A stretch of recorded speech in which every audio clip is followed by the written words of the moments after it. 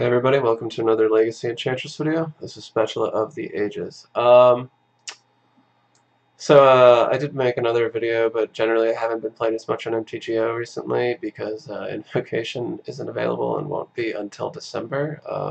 And both versions that I'm really playing right now are running that, so it's taken a bit of the wind out of my sails.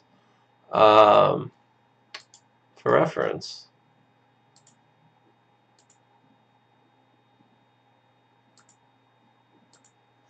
so I'm running basically like an all-in invocation list, which is focusing on Doomwake Giant. Abundant Growth and Ground Seal are going to be your primary combo with invocation, but you've also got Rise of the Hobgoblins, which is pretty spicy. Sterling Grove's okay. You got your Oblivion Ring effects. This third one is sort of a flex spot I'm trying to cast out there, just because like Oblivion Ring effects are really good. But it could also be, I was running just one Green Sun Zenith. It could be a third Ground Seal. It could be a bunch of things, but the main deck I'm pretty happy with, except for that one flex spot. I was running 2 Sterling Grove, but it's really not good against control. Like, the card disadvantage in it is not great. Like, giving your Doomwake Shroud is nice, but that's like the main thing it does. Running 1 does give you a little bit of tutorability, yeah. So the sideboard, I was also testing like a lot of things that obviously pair well with Invocation. So like Trial of Ambition, is good on its own. Like all these cards are good on their own, like Suppression Field or Silence. Nevermore is more questionable, but like you kind of need some cards for the combo matchup. So yeah, Nevermore is one of them. And the Eye of Chaos is better, but does not combo at all with Invocation. Engineered Plague, really good with Invocation as well. But the sideboard I'm a little bit more like trying to figure out. It is proving a little bit hard to sideboard with this deck because things are more like you can't just like take out the ground seals as freely as you normally could, because like without them the invocations might start getting weaker. So then you have to worry, do you have to go down to 3 invocations if you take out the ground seals? And then like there's other considerations, like because we're not as reliant on Green Sun Zenith, meaning also means we're not as reliant on Argothians. So sometimes like do you take out the Argothians if they're like say on black and have like a lot of edict effects and toxic deluge and stuff, so that you kind of like weaken those cards. Anyway, so because of the like figuring out how to sideboard with this deck, I'm not entirely happy with the sideboard, but the main deck's really solid. The other one that I was trying is pretty much just Witch House with like 2 invocations in it. So like I would take out like the Guile and the Confinement, I think. But it depends. Obviously you'd want to leave the double ground ceiling if you're going to go with 2 invocations. Then I have a third in the board. But since I can't run that today, what we're running instead is going to be pretty much the normal brew of Witch House. Which is Living Wish Enchantress, but some slightly different things. I replaced Gaia's Touch with a Sealed Primordium and Carpet of Flowers.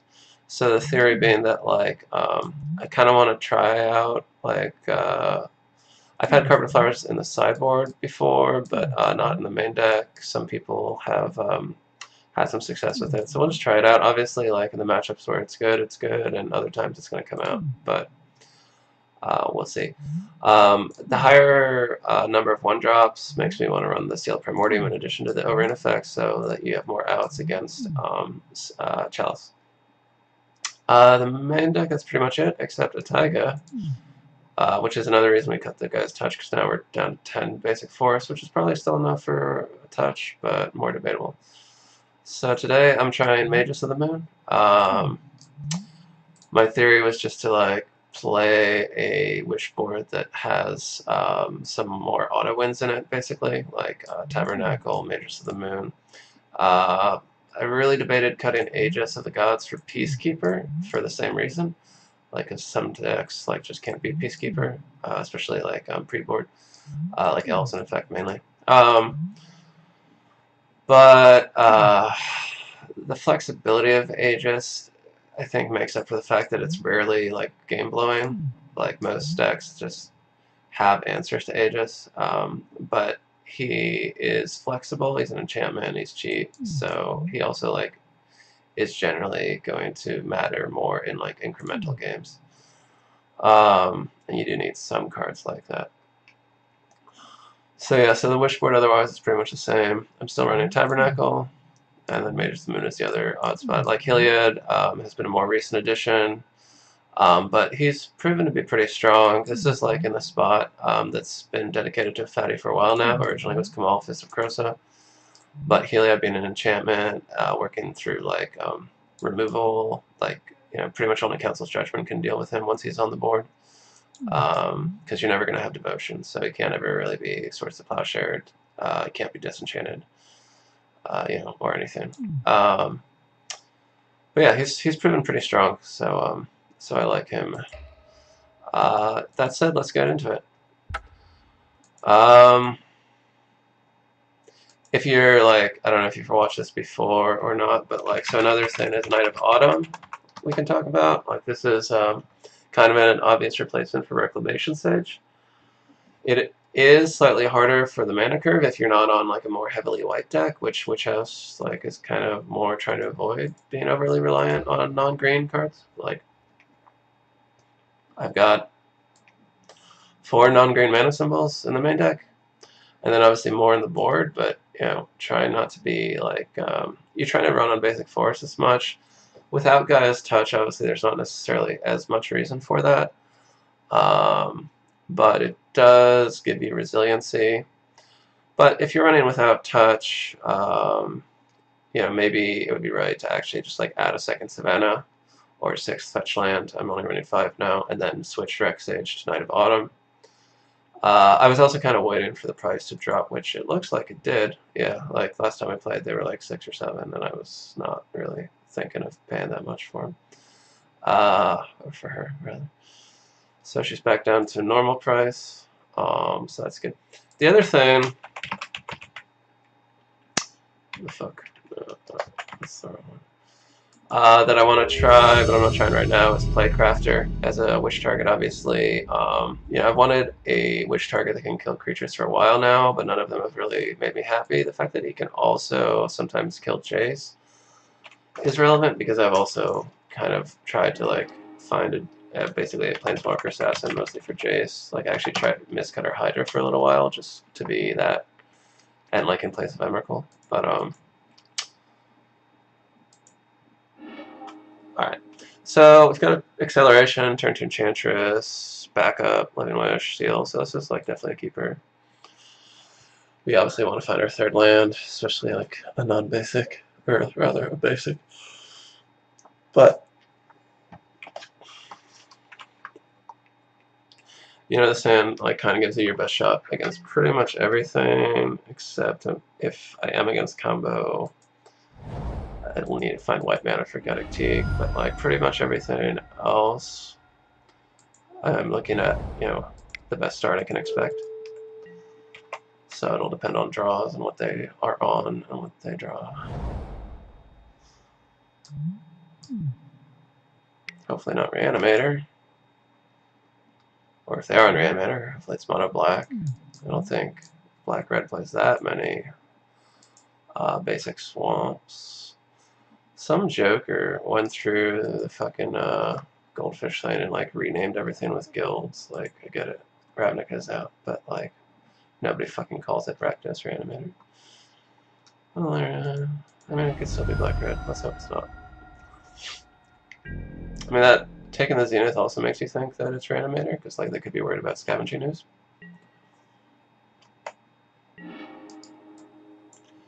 I'm not running Bog. Well, I guess there's no reason to show them the card I drew. Without Bog, there's nothing worth living wishing for right now. I mean, I can get Karakas next turn. I don't know, maybe that's like a little cocky, because he could have, Iona this turn. No. Okay, Karen Feeder. So, Zombardment? I haven't seen Zombardment in a while. It was really hot for like a month after the banning of Deathrite. It's a fun deck. We have a good matchup against it, so we don't mind seeing it. So given that it looks like it's not on Reanimator, I'm going to draw some cards rather than prioritizing Living Wish, because I'm not even entirely sure what... Like, he's probably on Zombardment, but I don't know, he could be on some weird, like, Rector thing, maybe? I'm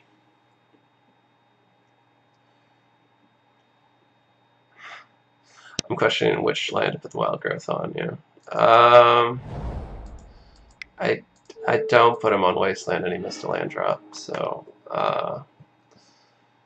we'll take our chances, I suppose. But we'll still spread that out.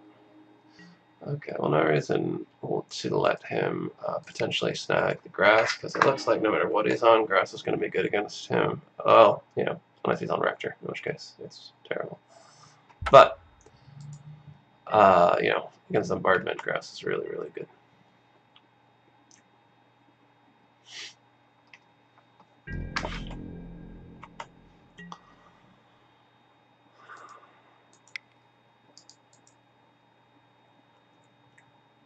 Generally, you know, against decks where grass is really good, you know, you can pay for it for a while, but like general rule of thumb is like you want to get 2 turns out of the grass, just because that way you're spending 2 mana and making them spend way more, or, you know, buying a lot of life, which is good. Life is good to buy. So I guess we'll get Presence, Sealed Primordium, worst case scenario, depending on what else we draw. Okay, that's even better.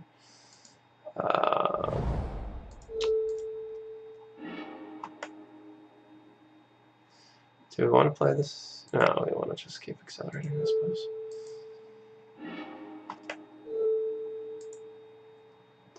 Find a Sanctum and just, you know, draw that. Or play that next turn and then just go off. Yeah, so next turn we just go off. We did player land, right? Yes, okay. So we don't need all these lands. And we probably don't need, I guess we don't need the Grixis. I doubt we need the Sealed Primordium, but, you know, maybe. One never knows.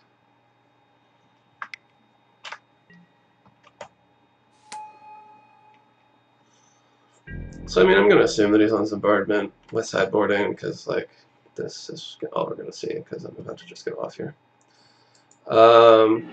So, yeah, when you're going off, I might as well play the Argothian first. Having, like, 3 Enchantresses is usually more than sufficient. 2 is usually enough, but why not? Why not do the extra? Just to make sure we don't have any, like, have to make any awkward choices. I'm just going to keep naming green. By the way, with Utopia Sprawls while I'm going off here. Let's see what our Sanctum's at. 11, 12, 13, 14, 15, wait, 11, 12, 13, 14, 15, 16, 17, right? So that's enough, yes. Let's just add real quick. Yeah, that's enough.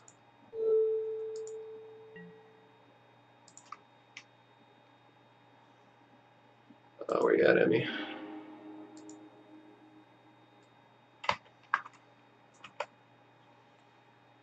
This is obviously over. Okay. So, Carpet Flowers is an easy cut. I mean, if he is on Zombardment, which, again, I think we're reasonable. We have a reasonable reason to assume that that is the case. Let's see. Man, I didn't realize they reprinted this card so much. No, that's not what I want. Recently played. No? Oh, there it is. Okay. I was like, come on, it hasn't fallen that far off the radar, has it? So I was thinking, like, I mean, Seal, I guess it only hits Bombardment, but you do want to kill Bombardment. What is their sideboard plan usually like? Yeah, actually, last time that it was big, I remember a lot of wear and tears. I don't see that in this list. I don't know. I don't know what to run. I guess it's worthwhile to bring in a creature that maybe can like be a green sun zenith target. No, I guess Aegis actually, because I'm probably not going to wish for it. But I could wish for it, maybe actually.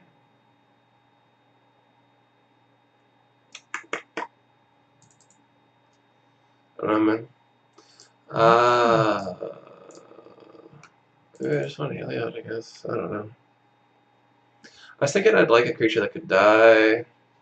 I don't have like Pride Mage or Spore Frog in this list, which would be useful because like if you have a creature that can die at will, you can get rid of Bridge from Below because that's when a creature an opponent controls dies, it gets exiled. Oh, Chains. Well, I wouldn't want him to have Chains against me. I hope he doesn't actually run that. I guess these are pretty bad, huh? They don't really do much. I guess it's just worse in this case. Maybe, yeah, maybe Wicker Bow's better because at least it can block and it's pretty big. Even though it does lower my enchantment count, it's still 7, 8, 9, 26, 27, 28, 29. Wait, did I get that right? Yeah.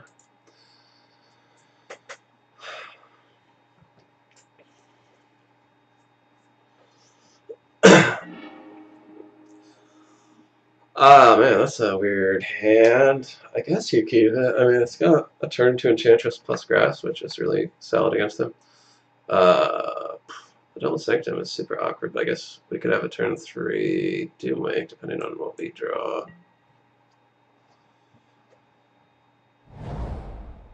Even though, like, I don't have them on Wasteland, and I obviously have other Wasteland targets, I still think I need to get a basic, because if I do have it, I'm actually just blown out of the water with only Sanctums. Oh, there we go. Okay, I'll just do that.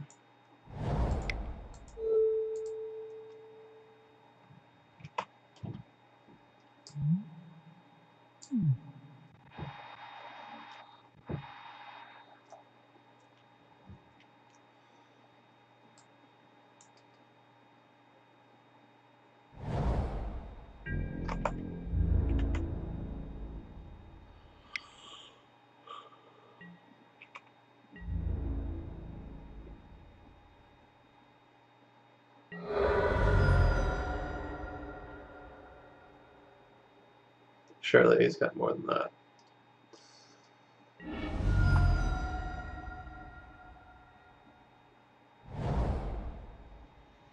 Yeah, I think I'm going to send me some wear and tear given that I got a Scribbland, or they got a Scribbland. Alright.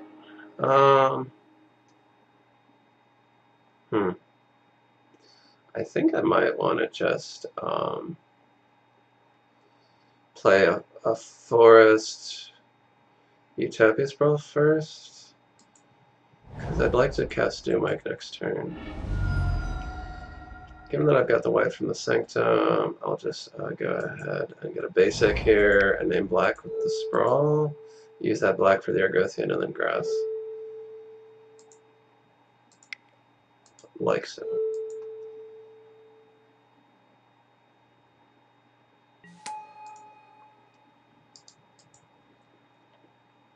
It didn't matter in this case because he was tapped out, but especially against black, if you've got an Argothian, make sure you crack your fetches before she resolves so that you can have priority and make sure you at least cycle an enchantment if they have an edict ready to go. But I doubt he's actually on edict.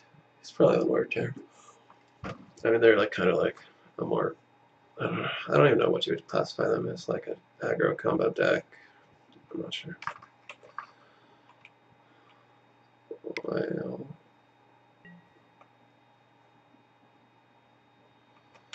that's a shame. I really wanted the Doomwake here.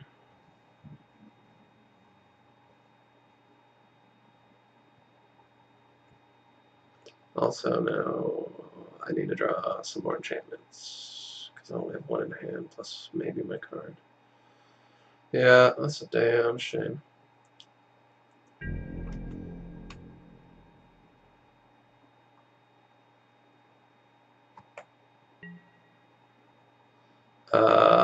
I did that awkwardly. I should have put the Utopia Sprawl on the same land, because now it's awkward.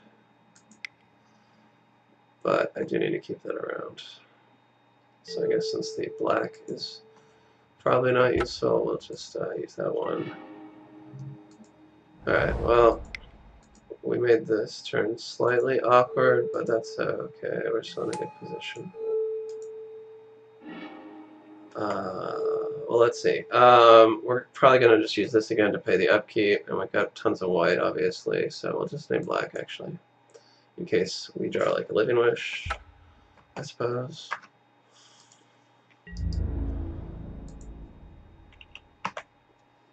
Getting a Mage Slim would be pretty pointless here. One thing about playing with the Invocation is, of course, it does make Sprawl slightly more tricky because, like, it matters more what you name. So, like, I've found myself playing, naming blue a lot more, obviously. In the all-in Invocation list, I'm actually running, like, 4 Windswept Heath and 1 Basic Plains. And part of that is, like, especially some sideboard cards are double white. In the main deck, it's only Rise of the Hobgoblins, that's double white. But then also, having the ability to get white reliably around Wasteland means that you can more often name blue safely with Utopia Sprawl and still be okay from like a color perspective. Well, I need to top deck an enchantment, I think.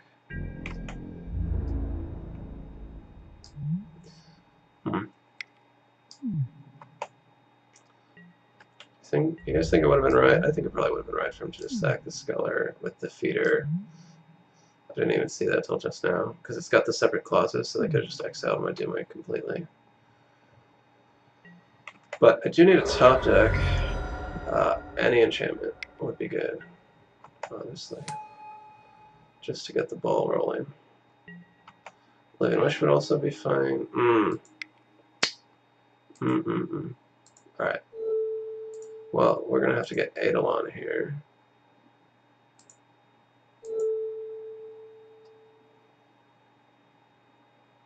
Go. So that we can get another card and try to, again, get the ball rolling.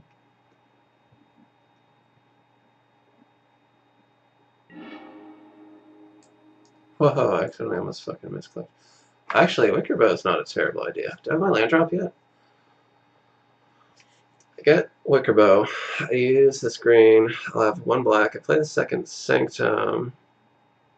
I'll have 1 black and a white floating plus 3 white. That's enough to cast it. That clears... No, it doesn't clear the board because of Carrion Feeder. So I'll have like 1 or 2 Carrion Feeders left. You miss land drops. It doesn't have a way to get the Blood Gas back. And I'll have the Dimwake in play. Wait, let me make sure I got my math right. So I get the Wicker Bow. Tap this. Then I've got 2 mana floating. His artifact thing, it is an artifact, yes, is destroyed. I've got 2 mana floating. I play the Sanctum for 3 mana.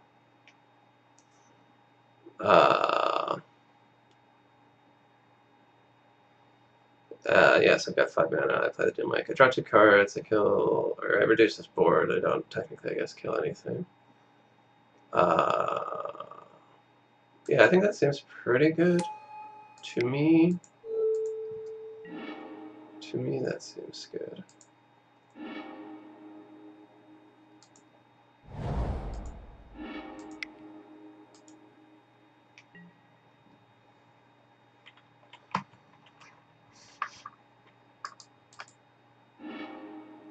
What is wrong with this guy? Alright. I mean, that was just a misplay, right? I think maybe it wouldn't have mattered, but still.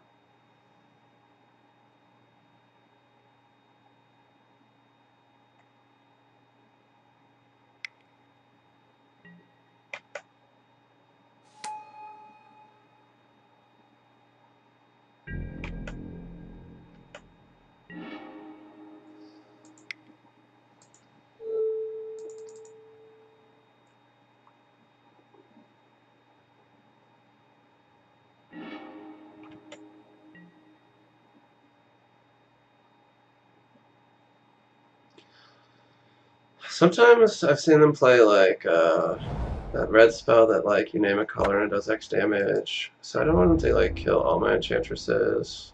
And I've got plenty of mana, so I'll hold off on no, not her. Not you. Not you. You and you. I'll hold off on this Enchantress. Like, I don't see a reason to run her out and potentially just die. I've got tons of mana, and I need to top deck an enchantment anyway. Sure. Or do I? Can I just like go for it? It's not like these guys can't block. Carrion Feeder can't block, right? Not that he has them in play. Can Gravecrawler block? Can I just like oh shit. Yeah, well I'm glad I didn't run him out. But run her out. But now I guess I do need to let this go and try to draw an enchantment. Right? I mean that's a 3-turn clock. No.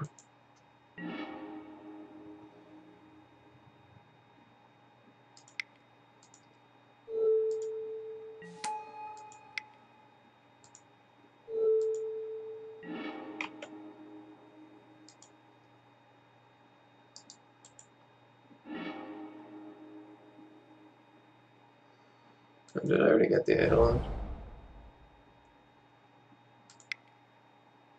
No, right? Right, I was gonna go get the Eidolon and I got the Wicker Bow instead. Alright.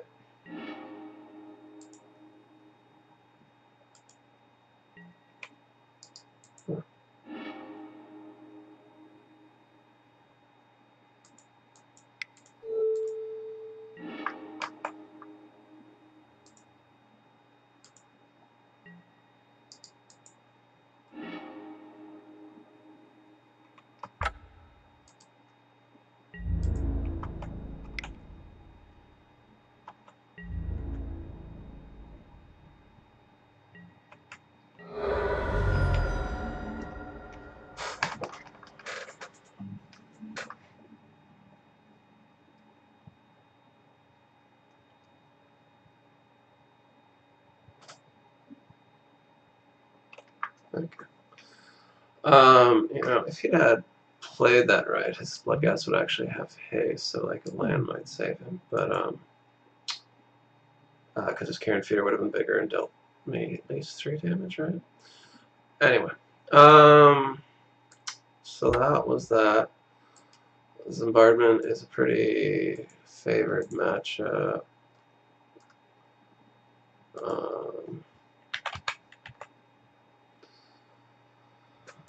So it was pretty nice when everyone was playing it, but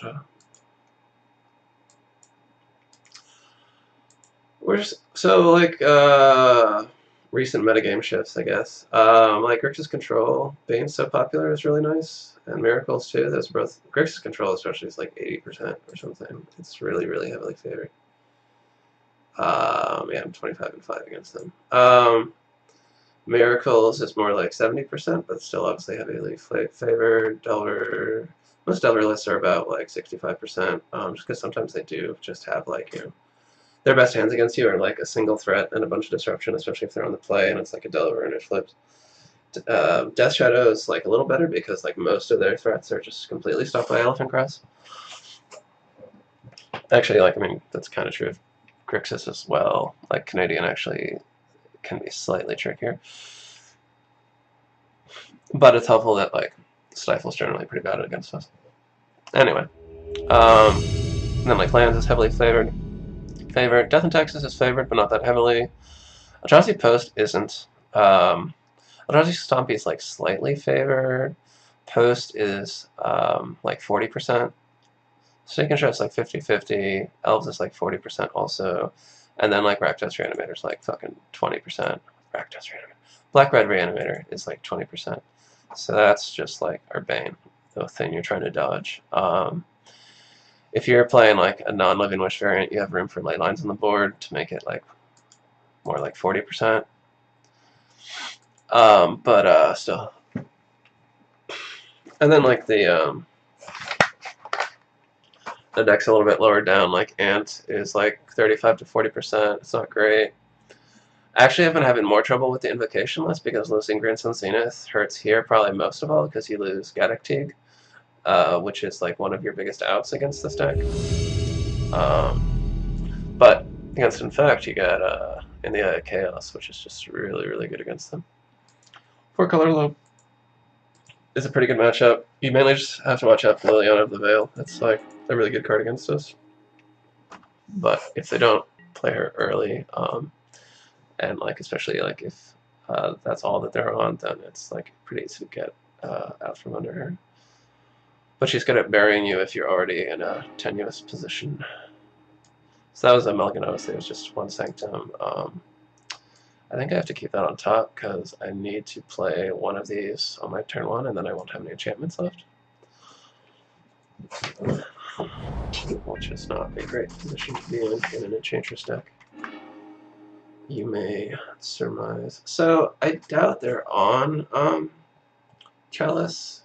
Like they could be on Merfolk, I guess. So like the question there is like whether you sprawl or growth. And like sprawl, I guess we've already got plenty of green, so we might as well sprawl maybe in white. Because generally you don't need black until the mid game, and we do have a fetch anyway.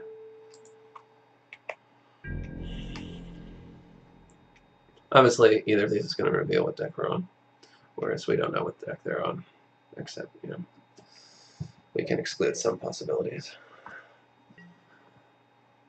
But, you know, hopefully they're on, like, Miracles. That's a good matchup, or even Grixis Control.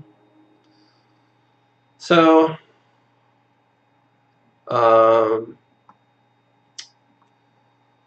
the thing is, if they're on Miracles, you don't always want to, like, go for it, because if you play 1 threat a turn, that allows them to, like, maximize value of things like Snapcaster and their draw, whereas, like, if I don't do anything here and they're on Miracles, they've basically just lost a turn.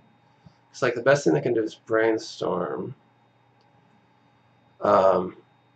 But then they're not maximizing the turns as much, and I could like Wild Growth set up. So like next turn I'd still only have 5 mana, but like if I draw Ground Seal or Living Wish or Argothian, I could play it and a Green Sun, or I can wait till the next turn and double Green Sun.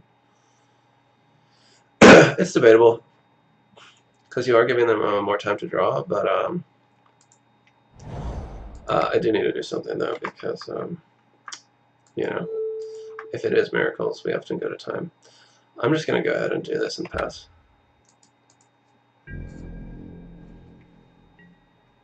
I don't want to give them a chance to set up a Snapcaster target for later, if I can avoid it. I also like, okay, yeah, so well, we'll find out what else they do. If they just Ponder, we might still wait a turn. If they don't have Counterspell open, then maybe we'll do something else. Okay, if they go for a Counterbalance, that's okay, because they're gonna be blind. They're probably not gonna hit the 3, so because they're tapped out, we're gonna go for it. Okay, that's good anyway. We're gonna lead obviously with a 3. For 1, if it does resolve, we get to draw an extra card off the Ground Seal. For another 3, it's less likely than 2 for him to like just blind flip. I doubt the Magus Limit is going to be any good here, so there's no point in getting the Taiga. The Bayou, like he could go back to basics, in which case we both lose a land. I'm kind of okay with that. I already got white.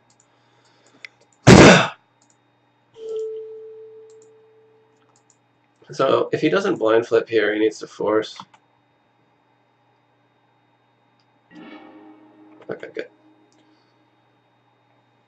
I mean, he could have a Terminus in hand, but at least we'll get a chance to draw cards. Okay, so now we're up a card. We know he's got a Brainstorm on top, right? So we're safe to Ground Seal. Which, although isn't like backbreaking, does mean like his Snapcasters are now dead.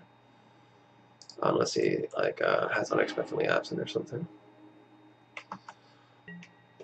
And having Green Sun is good against Counterbalance, because you can like just name numbers that are lower or that are like harder for him to hit.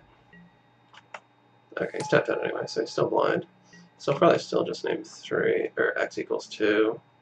No, he's going to stack. So we'll probably do x equals 3. I doubt he'd put a 4 on top. Wouldn't make much sense. It's more likely going to be a 2 or 3.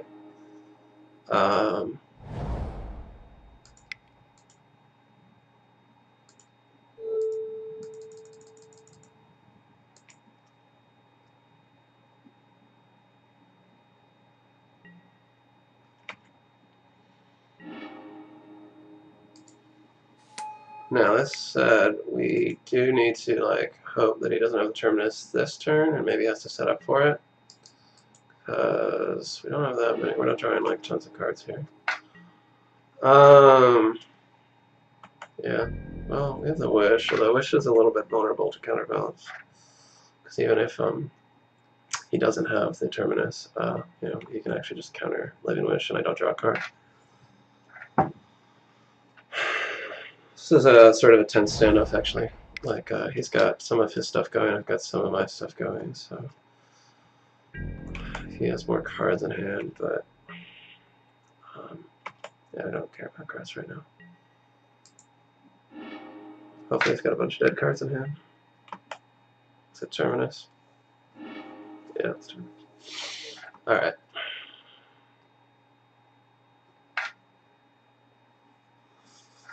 So we've got our Wish, though. So, depending on what we draw, we could either, like... If we draw a Sanctum, we could just get Heliod. That's actually good enough for Heliod, also. So that's up. I mean, you could argue for... I don't want to give him more time. So I think I need to, like, bank on this Wish resolving. We could just be in big trouble if it doesn't resolve.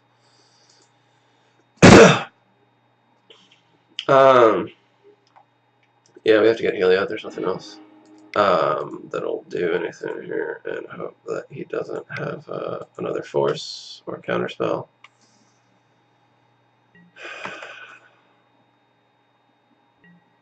Okay, good. So end of turn we'll get a Savannah. Actually, I guess it doesn't matter when we get it. And next turn we'll start making guys. If we draw a Sanctum, we'll be in really good shape, assuming he doesn't get it back to basics anytime soon. I mean, he could be like kind of trying to find one because he does have a bunch of stuff, a bunch of basics. Okay, so now it's a race. That'll help with the race if we think it'll resolve, but I think given that we're early here, it would be better to hold this and maybe like play it on a turn with another threat. So that, especially against counterbalance. Obviously we're gonna wait till his end of turn for the unless he like just attacks with the Mentor like unpumped, which would be foolish. But like I'd probably block and okay. I mean, one assumes he's got an SDP or a Brainstorm, but that's okay by me. Some kind of instant speed thing.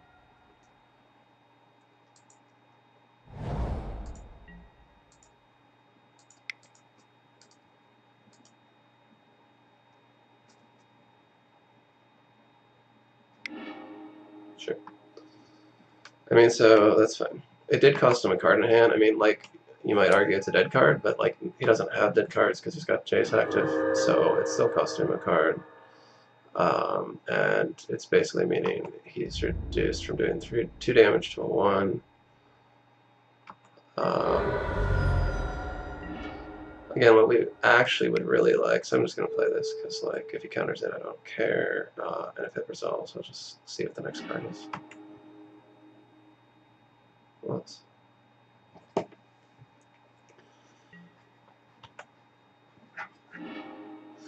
I guess since we saw the Terminus, there might be an argument for just I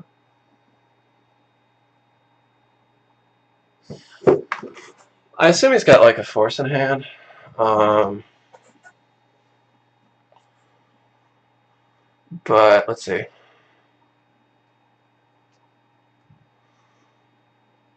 Yeah, I think maybe I want to get the grass out to make this race more one-sided. Or like put him in a position where it's like he really doesn't want to spend mana here. Oh, like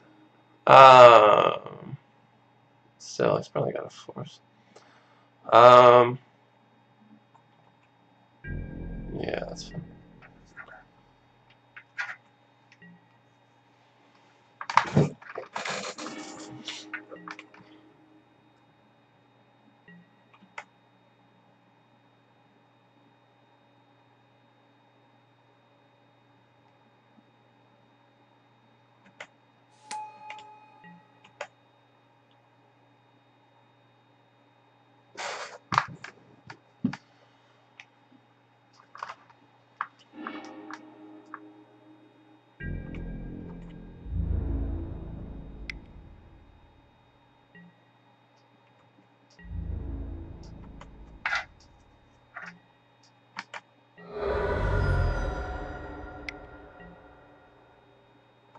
Hmm.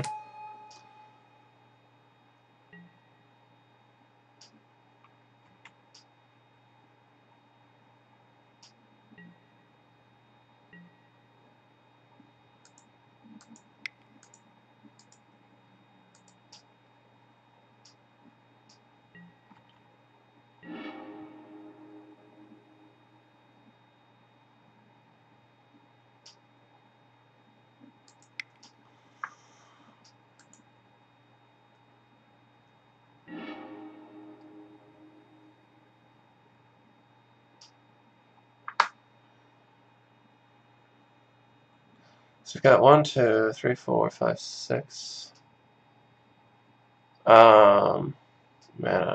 So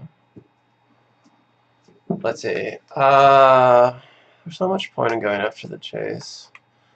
I'll just, I guess, set myself in a position where I can double block one of the mentors. Force him to have a bunch of spells. We're probably going to lose this one, so I should probably just try to conserve the clock mainly. Um,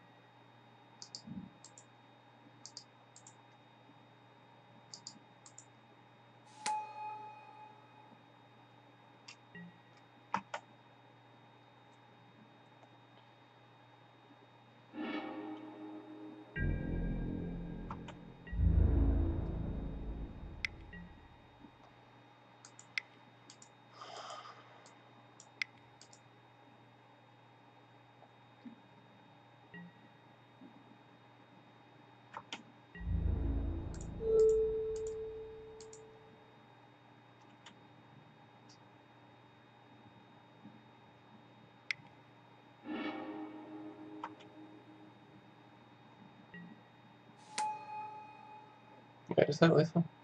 No, but if he has one more spell, it is. Okay. Okay. So sideboarding. The first thing to go is going to be solitary confinement. Although he had an aggressive start that time, generally that's not going to be the case. Vigorbow Elder can come in. He's a green Sunseeeth target that also deals with counterbalance. Chokes, obviously, can come in. We can lose one ground seal and one grass. 3 grass is fine, because like you do want answers to mentor. Gaddock Teak should probably come in. Let's see.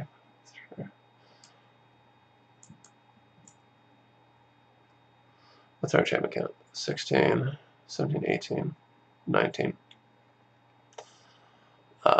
Plus 8 is 27, 28, 29. I don't know. 28 is really the lowest I would want to go.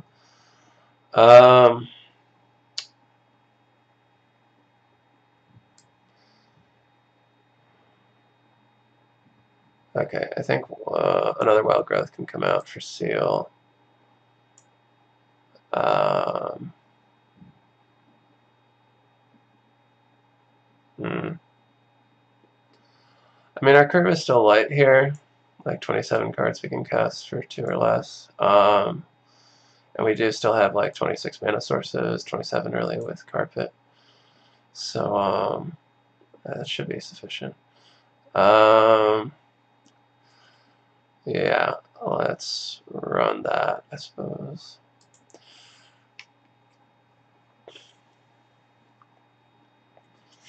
Against Grixis control, you can bring in Heliod because Doomwake is a good wish target as a secondary wish target, but Doomwake's not as strong against them. Against Miracles. Ah, man.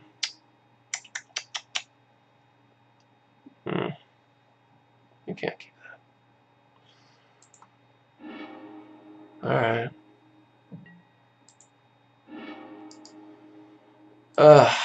That really sucks, because you really want to, like, be able to beat them to the turn 1, turn 2 counterspell. I mean, you'd at least, like, I don't know. Higher threat density? Well, I think that's 3, but that's annoying.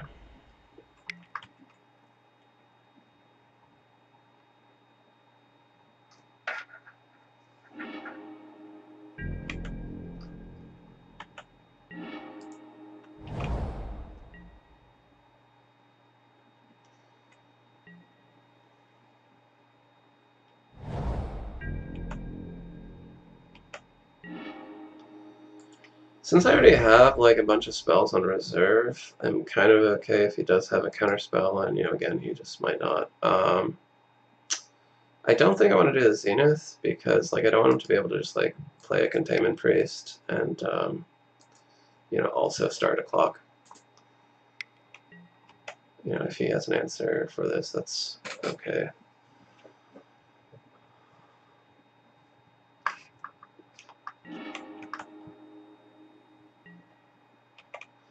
It would be worse, I guess, like, or more annoying, I guess, if he has the Disenchant already in hand. Council's Judgment wouldn't be the end of the world, because at least he'd be all the way tapped out.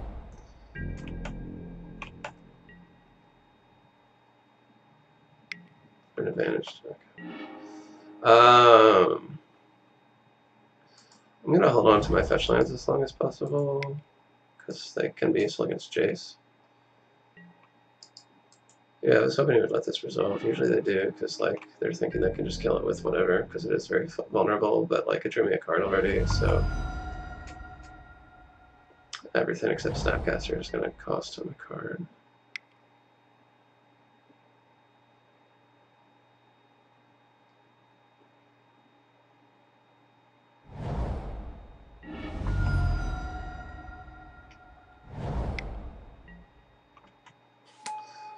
I don't know. I've seen them bring this in before. I don't know what they could possibly, like, I guess Swords of Plowshares, but they've got to have better cards than this. They've simply got to.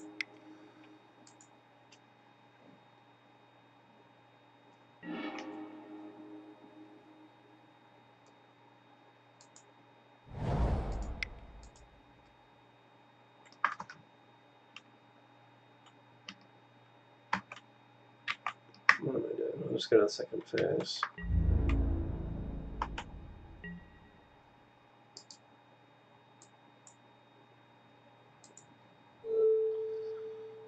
Yeah, green. That's good. Let's, I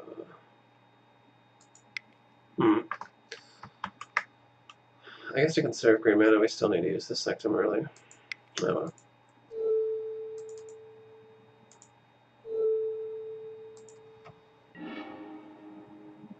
Oh, so I mean, I guess there's an argument for Gaddock. Uh, but I think I just want to draw cards. I think it would be a mistake to do anything else. Just want to draw as many cards as possible. That's usually how you win this match.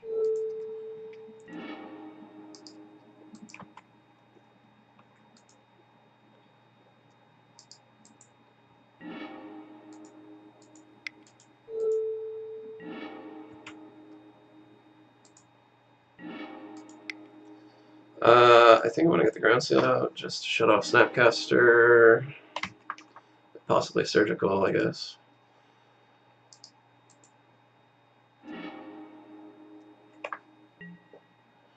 Alright, well, I've got like all the abundant growths in the world, so I guess I don't need the dual lands. He could still have back to basics.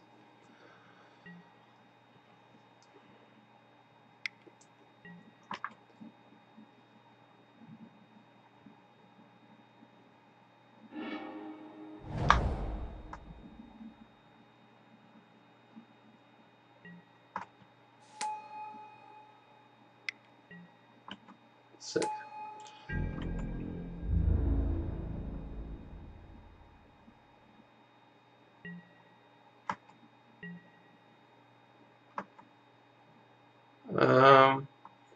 I guess it's free, although it's green mana instead of white.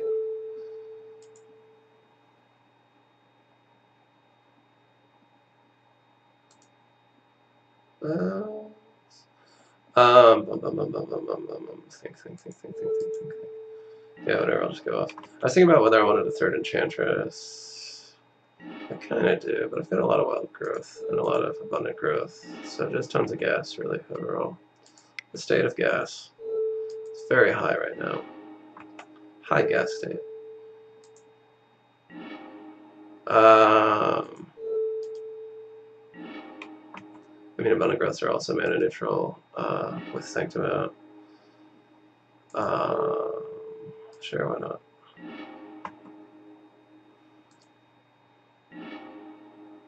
What are we tapping for now? 12. So I mean, we can just go for it, and if he counters the Living Wish, then we won't play the second Sarah's Sanctum, but if he doesn't, then we will, and we'll just win. Alright.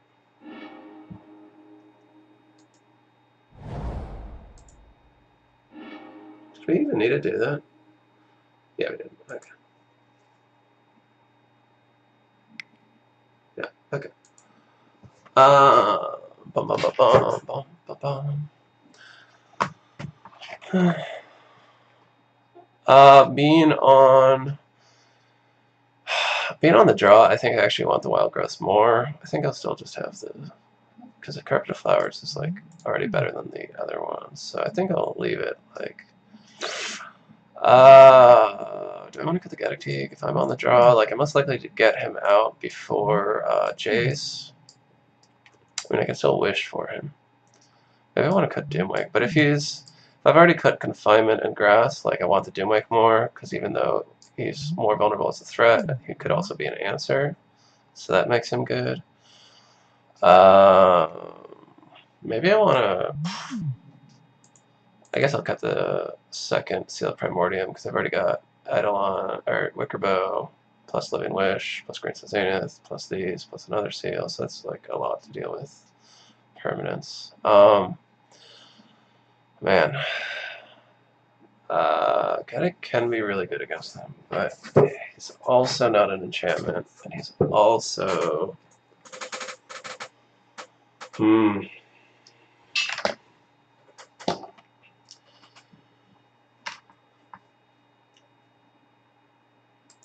Alright, fine.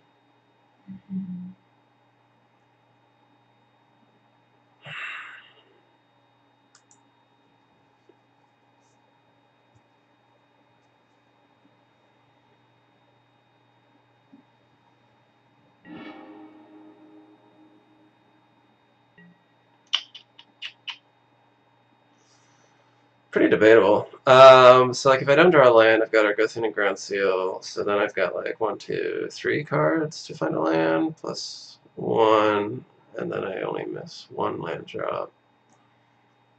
But I also have like the Argothian I can play. It's a risky hand, obviously, but it also has a lot of threats. And like the fact that I'm like 99% sure I don't have to worry about Wasteland means I think I should keep this. So that's a tough call, actually. Like, I think I do want the Guile.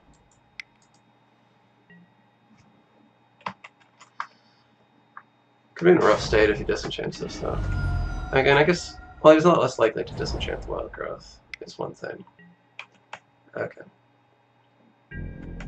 So given my hand threat density, I am going to just go for the...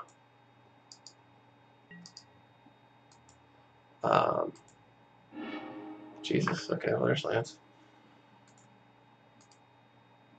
I am just going to go for the Argothian. I'm not going to go for the Wild Growth, because if he does have a 1 on top, which is very likely, the Wild Growth will stop my ability to play the Argothian. Otherwise, I would definitely play the Wild Growth first. Yeah, see.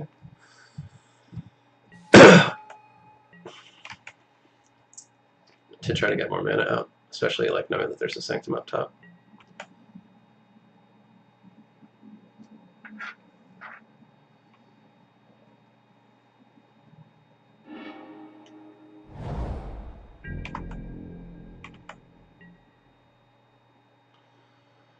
With an Enchantress out, I am going to... So the Sanctum's going to be my land drop, so the forest can go down. I wish. So, like, I mean, I'm okay if he does counter this. Even better, obviously, if he doesn't.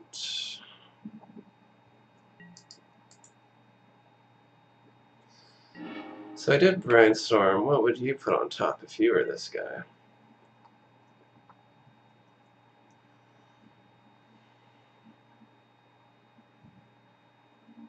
Probably a 3. I kind of just want to go for the choke anyway. I definitely don't want to like Green Sun Zenith because I don't want to walk into a Terminus. I definitely want to draw cards here. Maybe I Eidolon. Because it's probably not a 4. That way I use all my mana. If he does Wrath, like I've already drawn a card off. I've already drawn like several cards.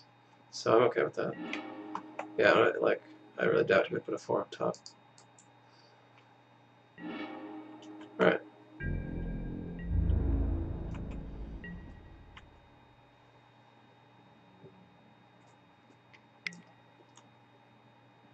Yeah, so he's probably got like a Terminus, maybe?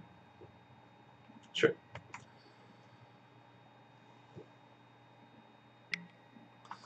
I mean, we have a handful of threats, so this isn't the end of the world.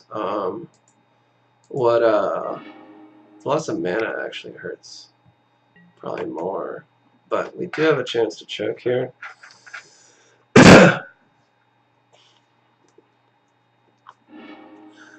I think we probably lead with the Sprawl.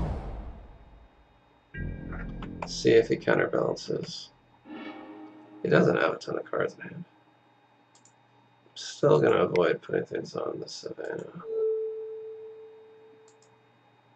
Let's lead with the Sprawl. So, because we need the mana. Okay. Interesting that he left Swords in. So we've got 3 mana. 4. We could Ground Seal.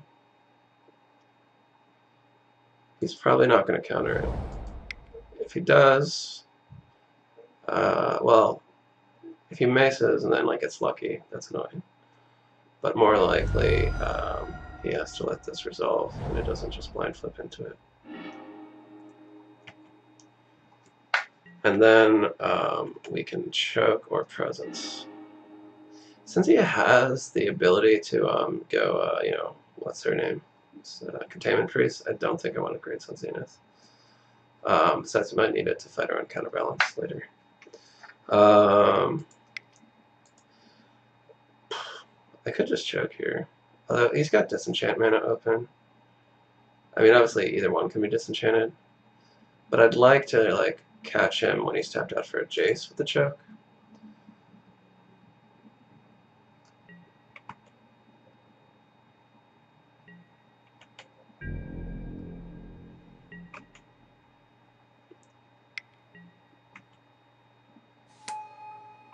Sure. So I think he just thinks he needs a clock, so that kind of tells us. What does that tell us? I mean, his hand is weak. We probably already knew that.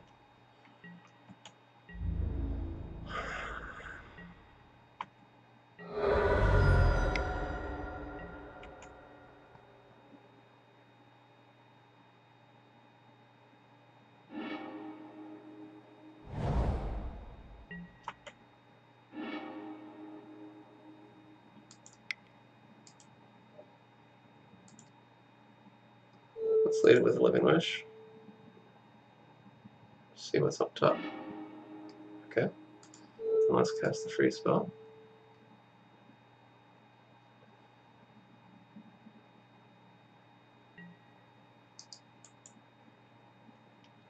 I think we're going to name black.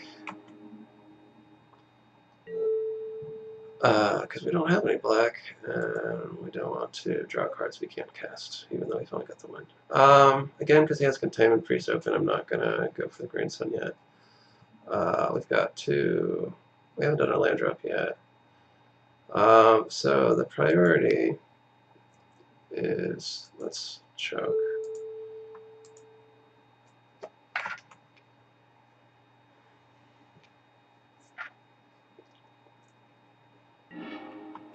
Alright. That's a good draw. So, yeah, I mean, we're not walking into Terminus here. Anyway, he'd lose the Snapcaster. Wait. Oh my god, I forgot what card was on top. I'm an idiot. I don't know why I thought never mind. I thought it was something else. Alright, well, that's okay. Yeah, there's Containment Priest. Alright. So I think I actually might want to Oblivion Ring that, and then Green Sun Zenith. What do you guys think? And then I could get actually like a Wicker Bow and destroy the counterbalance. I think I like that. I think we'll lead though with the Abundant Growth again to test the counterbalances. Good. Land. I like that.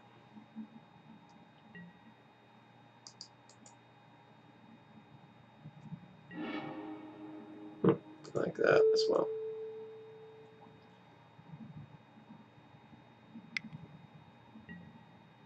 Sure.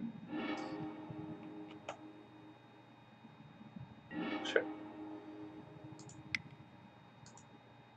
Traded an island for that.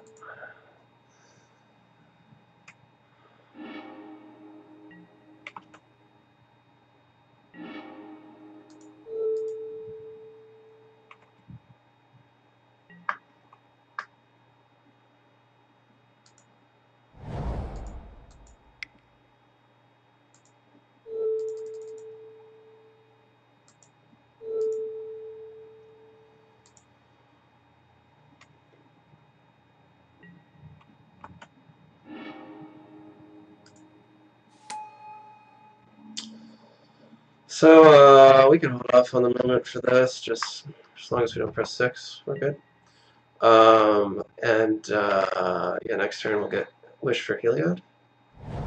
And we'll just start making dudes.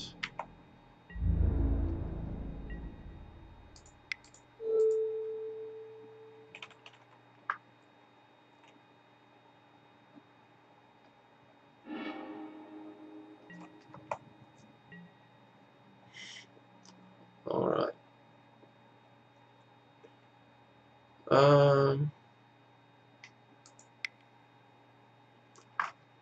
Let's see if we can get this across first, I guess.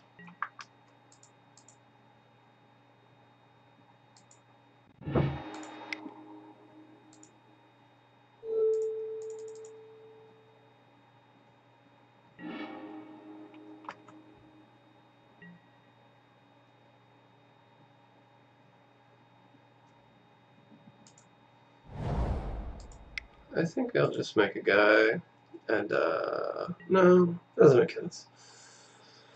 I was thinking I'll just make another guy, but no, I want to draw cards.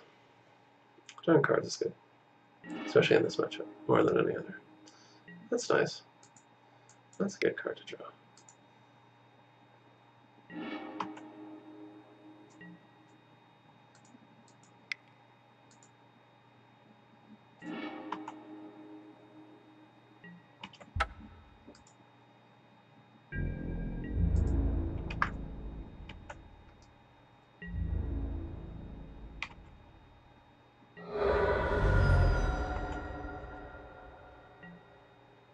So obviously I'll hold on to the Green Sun Zenith in case of, I could just make another guy, or I could draw cards. I'll draw cards.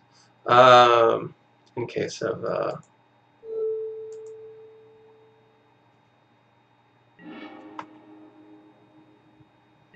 Sweeper. or whatever, an answer to my Enchantress effects. Alright, well.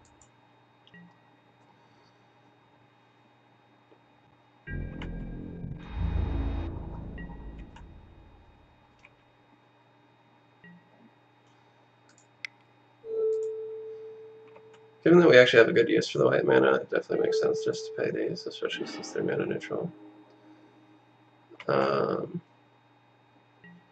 Not yet. I'll use it next. Let's go ahead and attack, I guess.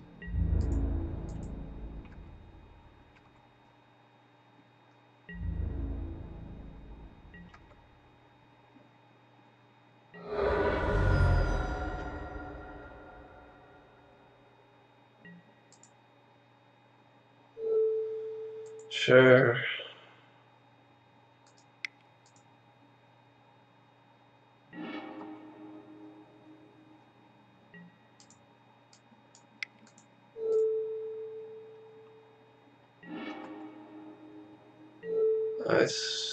I still don't really want to run into a sweeper because that's the beginning of a sequence where I can see myself losing, unlike pretty much everything else. So I'll just pass. In a turn, it'll be lethal.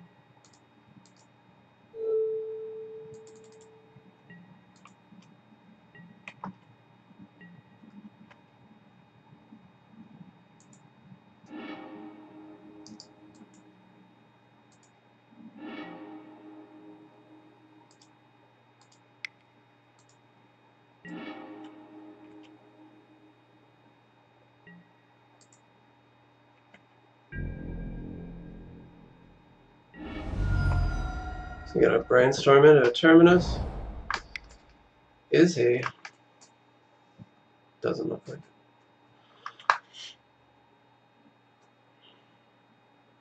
Maybe I still wouldn't save him. Obviously, he'd have one planes, and like, yeah, next turn we just do it again.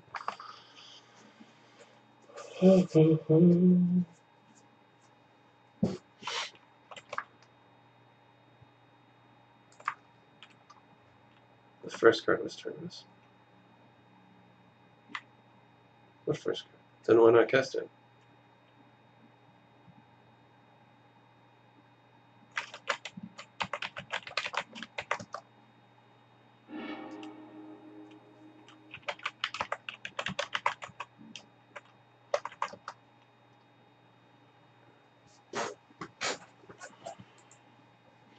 Alright. I don't know if you saw the chat, it's pretty small. But why did I do that? He said it was terminus, but yeah, again, it wouldn't have made a difference. I just would have stalled a turn. He'd have no land still, except for one planes. And our board was just really, really solid, so it's a bit late in the day for a terminus. Yeah, so I lost the first one, but yeah, pretty favorable matchup, as I mentioned earlier.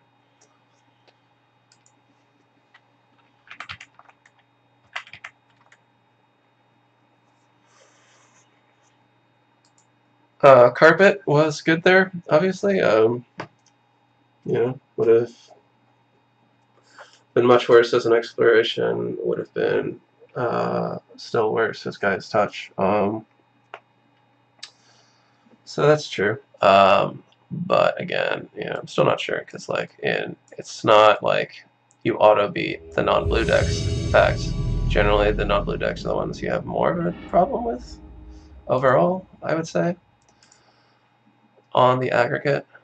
So I don't know. So the fact that Guy's Touch is better there. So speaking of carpet.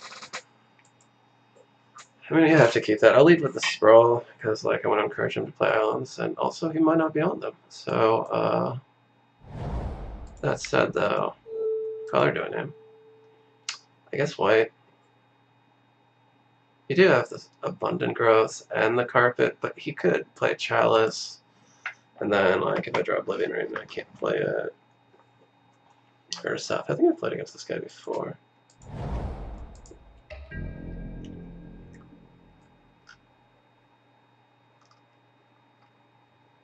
Not recently. Mountain Go. Could be a really slow start. I don't think any deck he could be on is a deck where I care about losing the card advantage from doing this. I think pretty much every deck I would put him on cares about speed. I named white for the previous one, right? So green here. Yeah, we'll just get an Argothian and go and hope he's not on like Ruby Storm. If he's on Burn, this is a pretty decent start, unless he goes like an Eidolon next turn.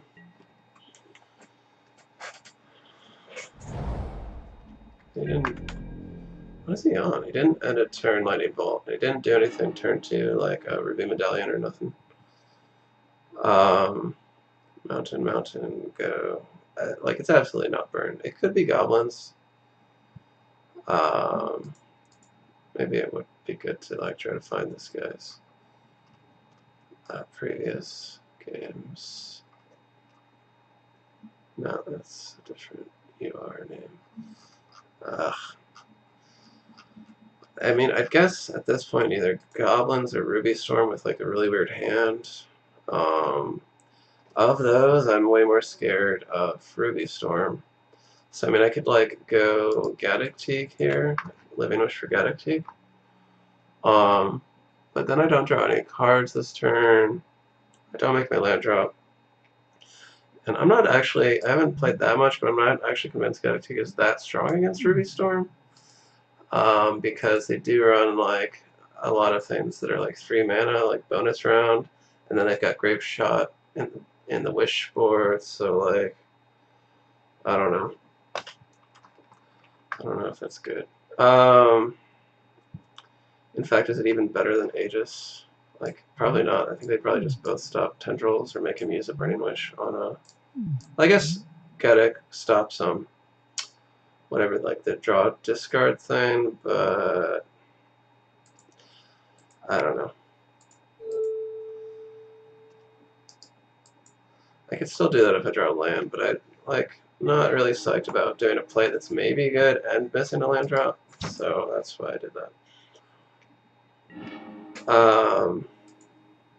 Just in case he is on like Burn and has an extraordinarily odd hand, I'm going to try to avoid playing non-basics so Price of Progress doesn't become like insane against me. I'll Living Wish here and just get Gaddock Teague and hope that's relevant against whatever it is, you know, whatever the fuck he's playing.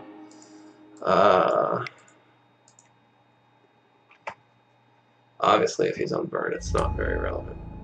But if he's on Burn, I mean, he's off to a terrible start. I'd say it's a lot more likely he's on something like Ruby Storm.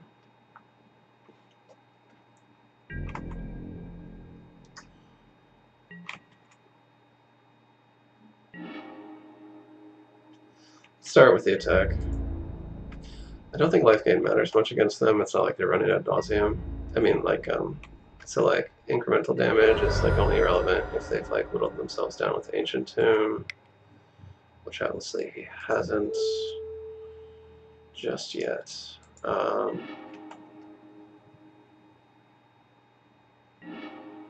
That's a good card to draw. I will. So either way, I don't think. Shit, right, Gaddock, I can't. It's just kidding, it's a terrible card to draw.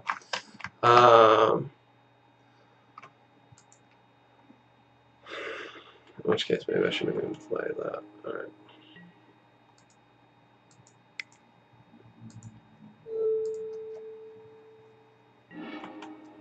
So there I can 5 it. Solitary Confinement. I mean, Solitary Confinement's good against like basically every deck that runs basic Mountain. I guess not Sneak and Ship if they've got one of those. Every other deck. I guess I'm going to continue. Obviously, I can't do anything else. I'm going to continue assuming that he's on Ruby Storm unless he does something different. So maybe I'll live in Wish for Friction Revoker, naming LED. I mean, I could also get Aegis the Gods, but the thing against the Storm decks is like you'd rather like stop them from starting going off, because like if they get a chance to just like go nuts, then they've probably got an answer to like, you know, Aegis. Except like the mono red doesn't really have any way around Solitary Confinement that I'm aware of. I guess maybe they could try to deck you with you know, Soul Reforged, Fate Reforged, whatever it is. Something Reforged.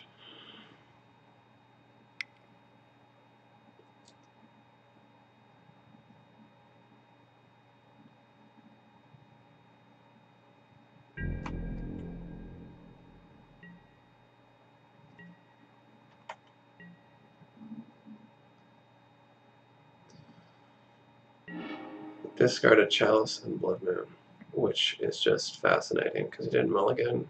If he's on Dragon Stompy, why the fuck did he keep this hand?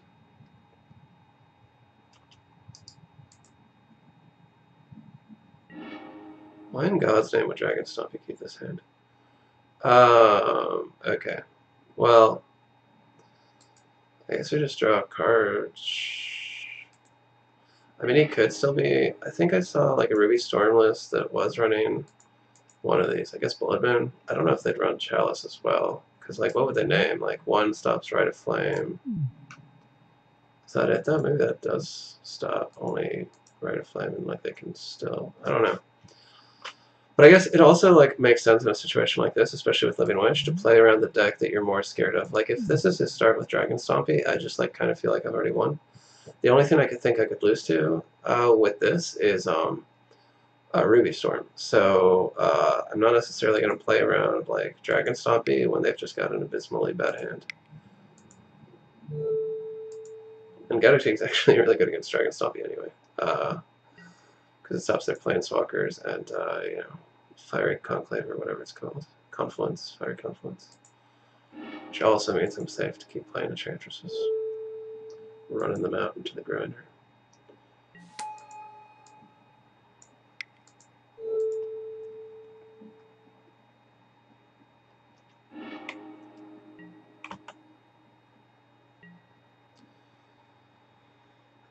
Man, I think I just play Vanishing.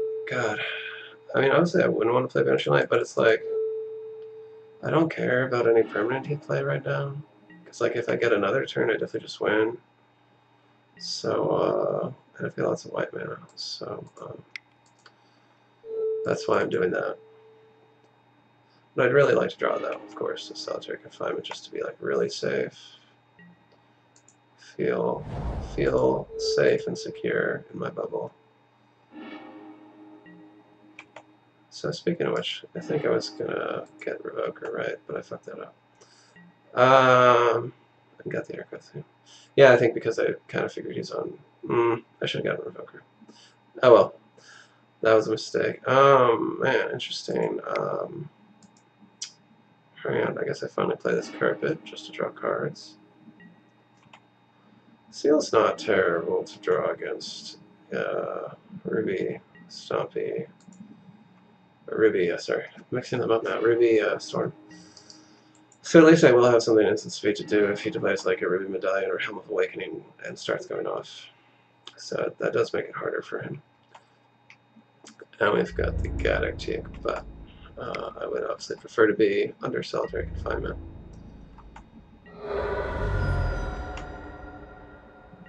Yes, I would. I'd like as much red mana as he has islands. Thank you. Thank you for that. Alright. Yeah, lots of lands we don't need. So, since we're not running any kind of exploration effects, literally all but one of these is useless. I doubt very much that we need 3 green Celsius. Not setting ourselves up for the big replenish here, though. Alright, so we just win this turn, obviously. I think I can just like straight up Living Wish him with a little Stirring Bridge. Yeah, so he's on Dragon Stompy for sure. I don't know why the fuck he kept this hand.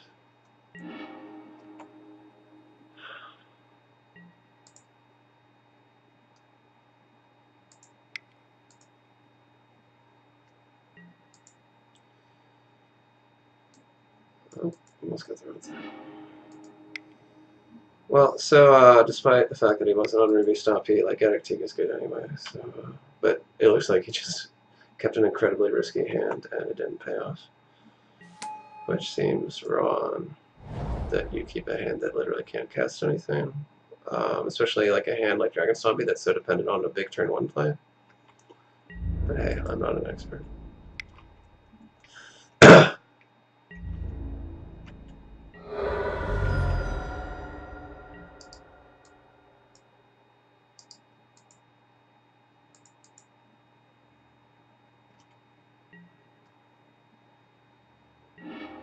Trying to wear down my cloak.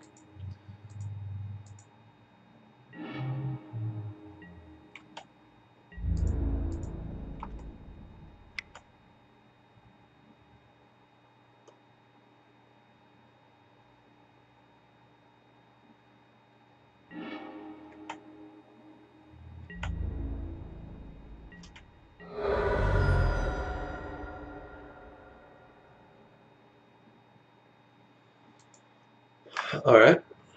So, Dragon Stompy. You don't see this deck too much these days. Is a Taiga better or worse than a Caracas, I wonder? Given that I will obviously never want Magus of the Moon against this deck. Well, I do want Sealed Primordium. And I think I want Wicker Bow. Carpet, obviously, is completely dead. Grass is real debatable because, like, it really only stops Goblin Rabblemaster, but that's, like, one of their scarier cards. Like, if they get turn 1 Rabblemaster, I think that's been responsible for most of my losses to the deck. Ground Seal doesn't do anything. What's my enchantment count? 17. So, like, obviously, I don't know if you're just completely new to this, to Enchantress, if you're checking this out for the first time, this is a big question you always got to ask yourself when you're sideboarding, especially with this version, because I have so many non-enchantments in the sideboard. You have to like double check your enchantment count, just make sure you're not like going below a certain number, and like the number you're willing to go below, like kind of is a function of like the more that you're gonna be likely to be in the position of the control, the more willing you are to go down in enchantment count. Whereas, like, if you want to be more aggressive, you need to keep your enchantment count up. 17, 18, 19, 20, 27, 28, 29. So that's on the lower end. I'm not sure I'd like to go below that. Like, because Edictig could be good, but, like, maybe it's just fine as a wish target. You know what's probably better on the draw than a Wild Growth is the Caracas, because they're a lot more likely to just have the turn 1 Chalice. If they have the turn 1 Blood Moon, I really don't give a shit as much. Like, I've got 10 basic lands, plus Wild Growth, plus Abundant Growth. Like, Blood Moon is just rarely good against me, and if he's a reasonable player, he probably will side out some of them, like, at least the non-Magus ones, because at least Magus is a clock. So actually, maybe I want Ground Seal, because it gets around Chalice. Maybe on the draw, I take out the Guile. For the Ground Seal, just because the Ground Seal can resolve under Chalice. Let's see, I did bring in the second seal, right? Yes. And the Bigger Bow, and we got Living Wish for Rex Sage, Living Wish for Edictig. Those are going to probably be the big ones. Maybe Doomwake, depending on the setup. Maybe Phyrexian Revoker. So that's a lot of wish targets. Should I bring in the Doomwake? Nah, I'm going to run with it.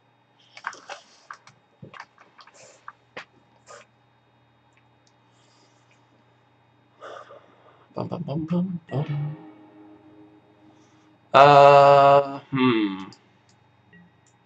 Interesting. So I've got the turn 2 Wish into Rex Sage start, which is good if he's got a turn 1 Chalice and no pressure, and if he does have an early Rabblemaster, I could go Wish for Tabernacle. I can't wish for Mana Source. I don't have Acceleration, but not having Acceleration is like kind of marginal here because he could just have the Chalice. If he's going for Blood Moon, the Abundant Growth and the basics are really good. So obviously I'm just going to play the Abundant Growth while I can, because I might not be able to next turn. I think this guy doesn't... He might be new to the deck. Like, you're supposed to mulligan more with the Stompy decks. Like, you want an explosive turn 1. Like, that's kind of what you're banking on. Like, a turn 1 Blood Moon, turn 1 Chalice, turn 1 Trinisphere, so that the opponent basically isn't in the game. If you don't have that, your deck just doesn't do as much. So, hard question. I could go for... No, it's not that hard a question, actually.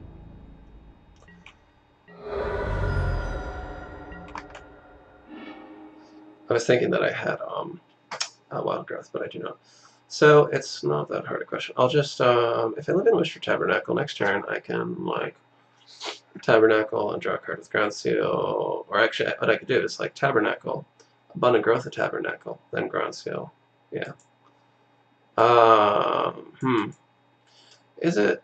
Yeah, I mean, the only other thing I'm going to do this turn is draw cards. So I might just, even if he does have a Blood Moon, which again, I think he probably should have brought them out, I'm still going to go for the Tabernacle. And worst case scenario, I like try to set up an early confinement, and I do have the Abundant Growth, so like I'm able to do that.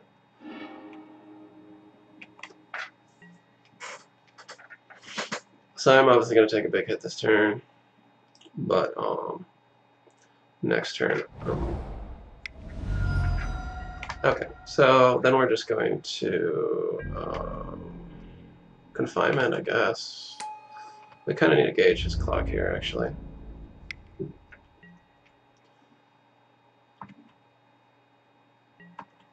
So we're at 13 this turn.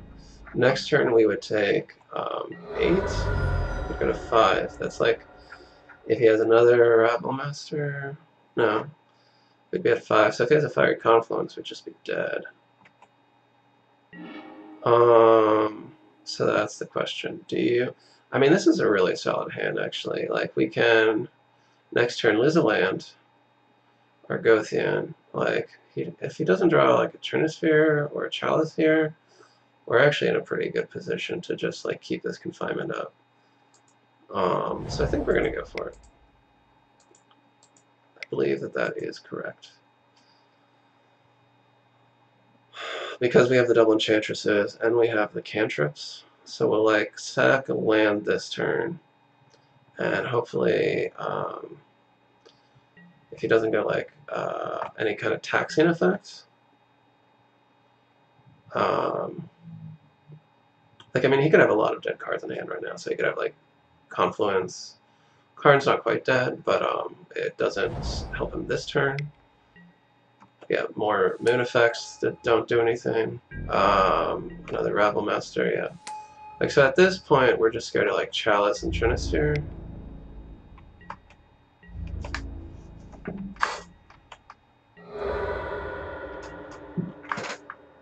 So we'll just, I guess, with Double Moon, we're just not likely to get the Tabernacle active, so I guess we'll just get rid of the Tabernacle. Discard this $3,000 card.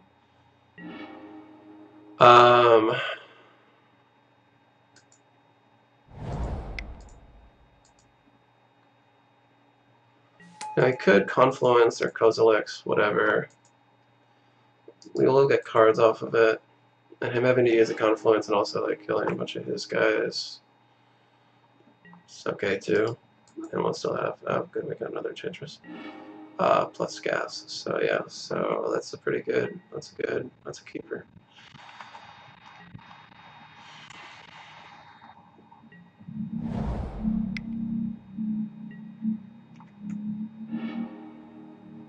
It's okay. He did lose his board. Actually, since he lost his board, do we just let the confinement drop? I think we do, right?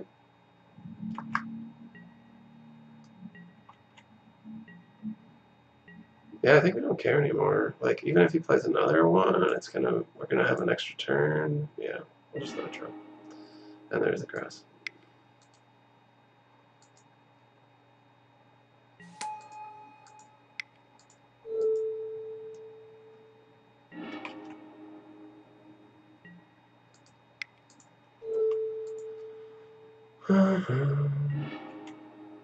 And?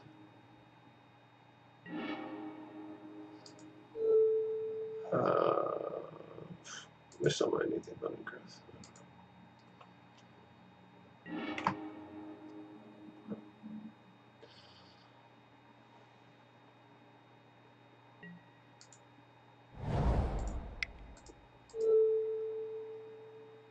Yeah, abundant growth is just really good against Blood Moon. Like, if he doesn't have, so I mean, this is part of why this is a really good matchup. Like, he needs both Blood Moon and Chalice to actually like have them be particularly impactful, or an early Chalice with a very early Rabble Master as well. It's another threatening position.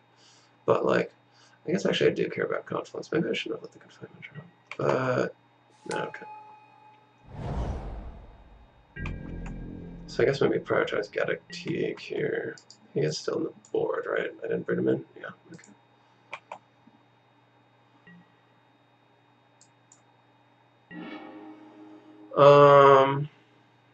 Given that he challenged for 1 or 2, not 1.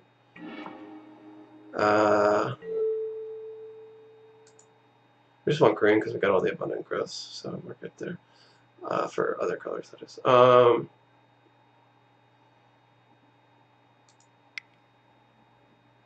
3, 4, 5, 6. So we do have enough to get to blow up the chalice, but I think we can actually just like start going off here and then build a big sanctum and blow it up at our leisure.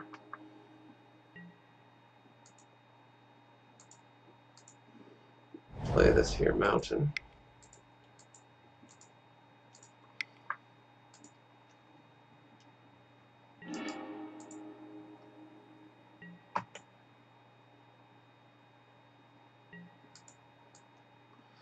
This is why I was gonna save the abundant growth, is because like if you draw a bunch of non-basics, you can play them on non-basics so that they're capable of generating non-red mana. But whatever, it's we're still fine.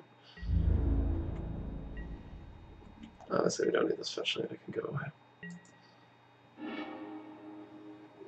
away. Sure.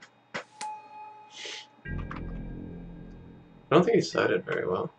Like Bridge should probably come out. Like sure, it stops Emrakul, but by the time I have Emrakul, I surely have a way of dealing with it. Do I want to? Oh yeah, whatever, sure.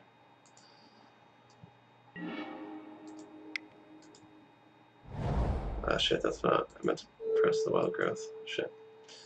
No, I can't go off this turn. Alright, well I'll get the Wicker Bow now.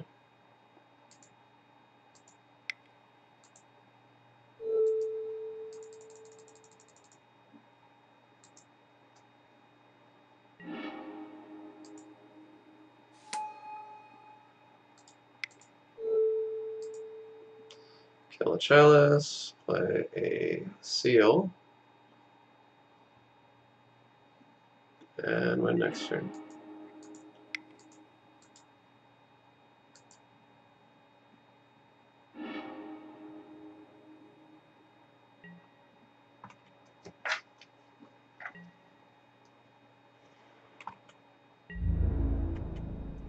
So again, we don't need all these land drops.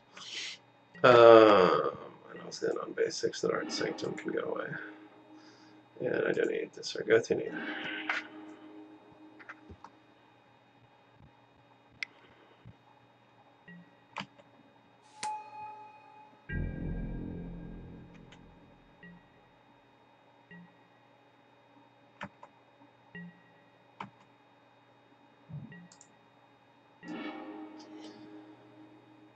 Okay.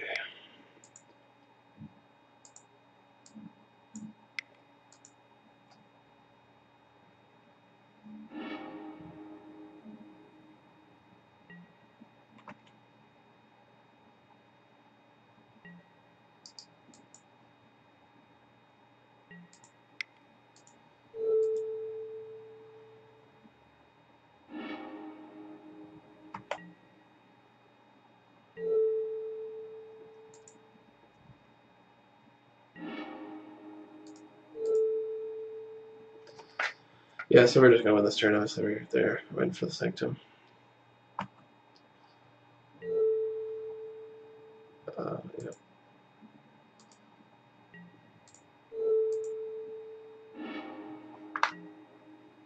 I probably should have sanctioned first, huh? 12, 13, 15, 16, 17, we still have enough. Just barely. Um,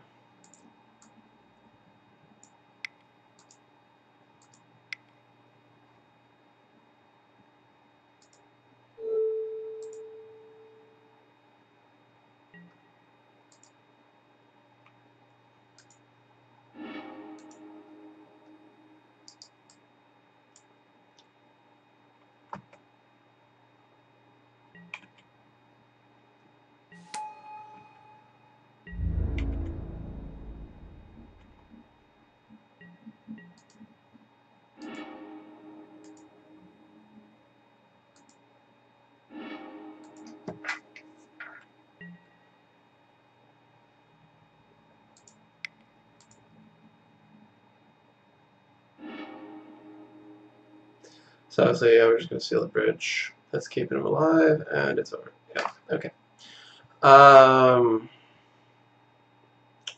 Most people concede earlier. But, yeah, Dragon Stompy, or 8 Moon, or whatever the hell you want to call it these days. Fairly favorable.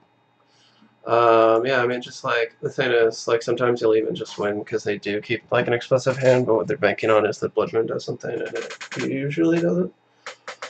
Sometimes you'll get unlucky and you've got all fetches.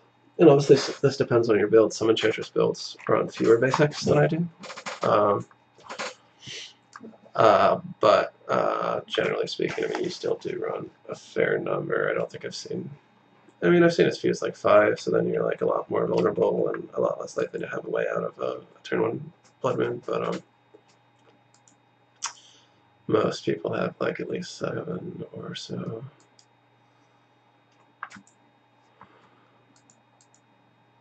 Let's see. So yeah, I haven't been playing much recently, but a couple people I don't know who, like most of these people I don't think I've spoken to unless they have different screen names. But if you're watching this and that's you, give a shout out. Ramison and McRowan both recently 5-0'd with variants on the Witch House. So this one has the Sanctum as a wish target, which of course is a decision you can make. I've never really wanted it enough to displace other targets, but obviously it makes a lot of sense. Eidolon of Rhetoric's the one thing I don't actually like. I really don't think it's a good wish target. The problem is against Storm, they're just going to bounce it, and they can do that because you've also slowed yourself down an awful lot. And they actually play instants unlike you, so like they get 2 spells a turn and you get 1 spell a turn. So not great. If you're running Grove, I guess it's a little better because like at least then it's harder for them to bounce it. Man, if they're on Delver, we're okay. Otherwise, we're really screwed. Philo. I'm pretty sure I played this guy. Yeah, okay. What were you on, Philo?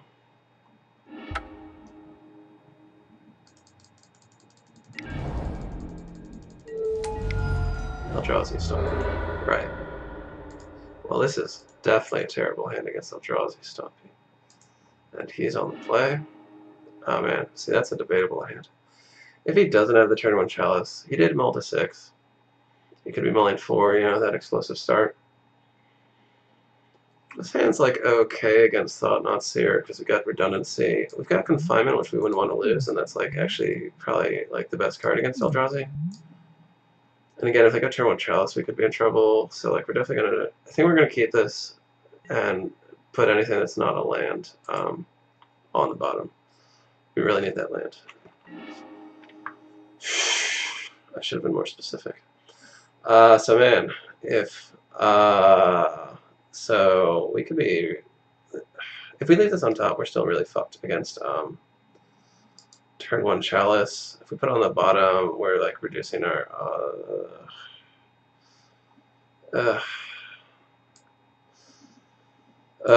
alright. Because I mean, if they don't have turn 1 Chalice, we don't need the land as badly anyway, so I guess it doesn't make sense to keep that, but okay, no turn 1 Chalice.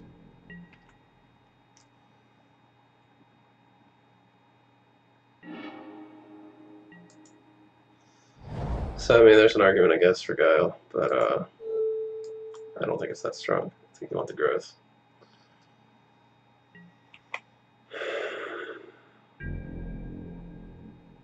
If that had been the Sanctum, obviously we'd be in a good position now.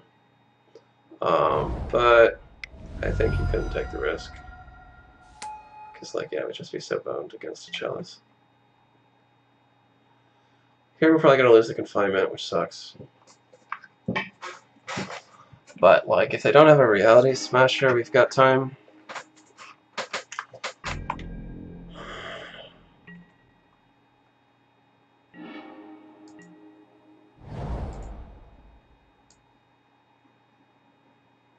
I think I'm going to get a Savannah. I've only got 4 cards in hand. And then go Argothian Wild Growth.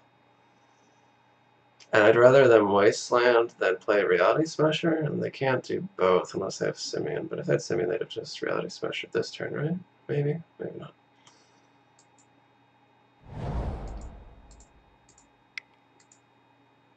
Actually, maybe I should have gone Wild Growth and then Guile. Yeah, that would have been smarter. Oh, well.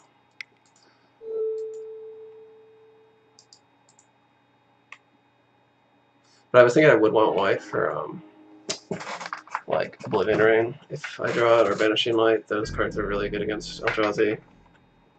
I wish I hadn't lost my confinement. It's probably going to go Reality Smasher and attack for 9. Which means what? Looking for a grass would be good. Because I, again, can't generate grass mana.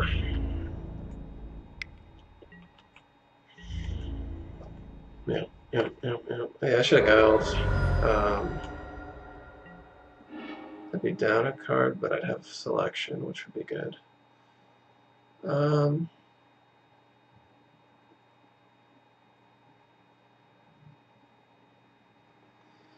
3, 4, 5, 6 mana. I'll have 3 left if I go Argothian Guile, and then I can chum block the Thought-Knots here. I think that's what I gotta do. And then if I don't draw literally anything, I can still Zenith. Yeah, I think I have to do that. And I think I need to preserve the green mana. So I have to tap Sanctum a little early.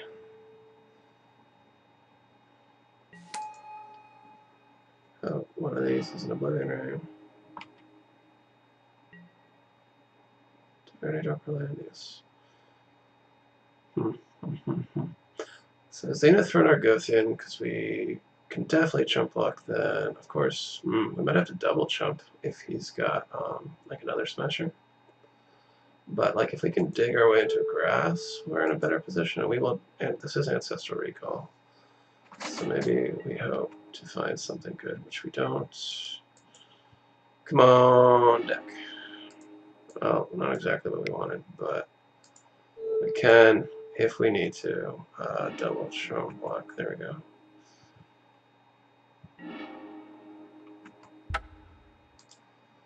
Alright, well, so things you can have that would be really scary right now. Reality Smasher, number 2. In which case I have to jump block and be at 1. Or, let's see what else. Wasteland, yes. The other thing I was worried about.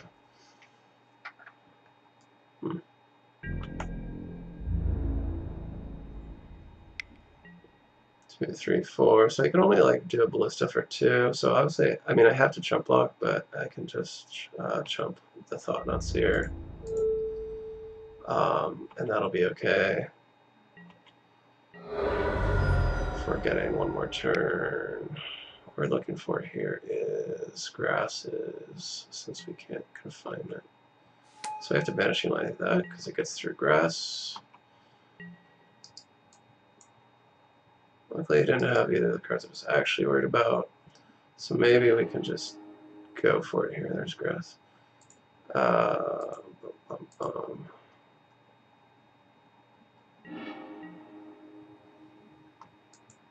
So I think we gotta start with some free cards and generate a bunch of mana here. Can I just try to Doomwink here? what was the next card? It's like a land of some kind, right? So we don't want it, right?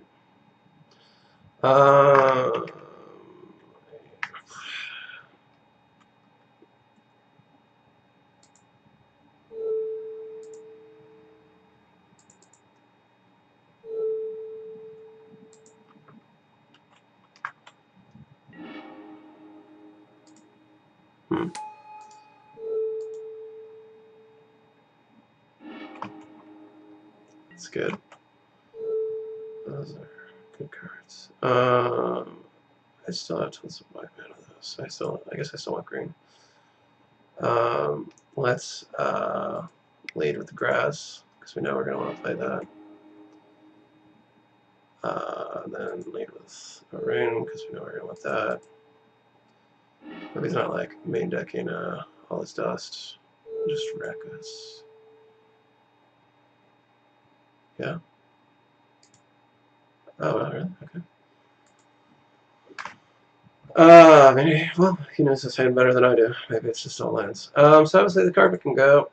That can be a seal. If he's on the, come on. What is going on with fucking MTGO today? If he's on the play, Guile seems pretty bad. Like, both because like I wouldn't want to sacrifice tempo and it might not even resolve. I want the extra land.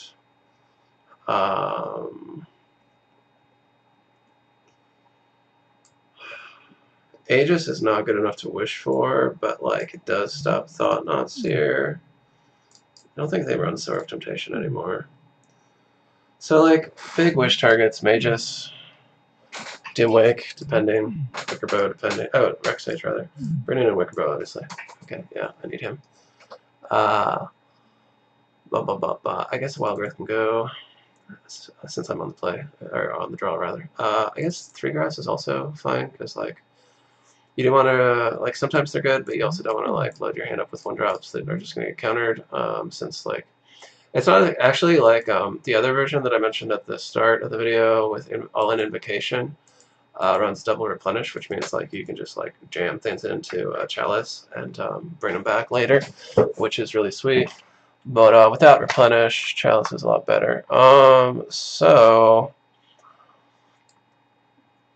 I guess this is probably the best we're gonna get here. Ground Seal obviously doesn't do anything except resolve through chalice, which actually is relevant. So I might bring in Guttic Teague here to prevent all his dust, but because I have Wish, I can get him when I need him, and before then he doesn't really, like, I think that's the only thing he stops. Like, you know, he could stop chalices that are too slow to be that scary, which is pointless, and that's about it. It's just those 2 cards, I think.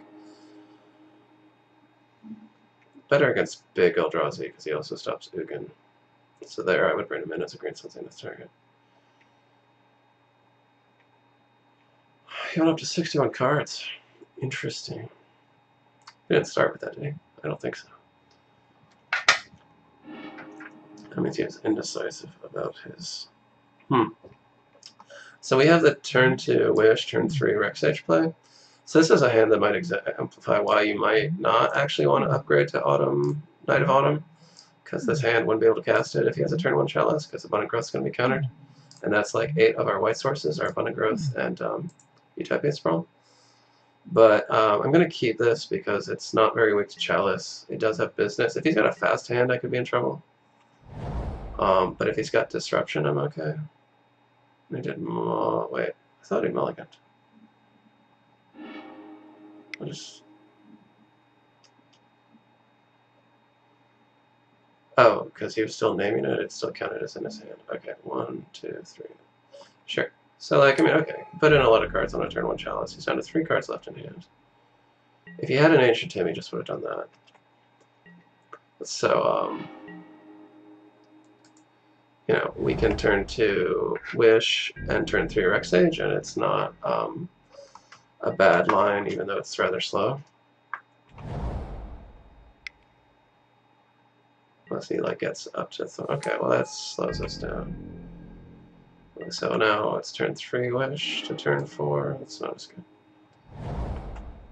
We can't cast any of these except the 1-drops. That'll be countered. But, you know, if he doesn't have pressure to back it up, then we can still be okay. Ooh, Jim, not good.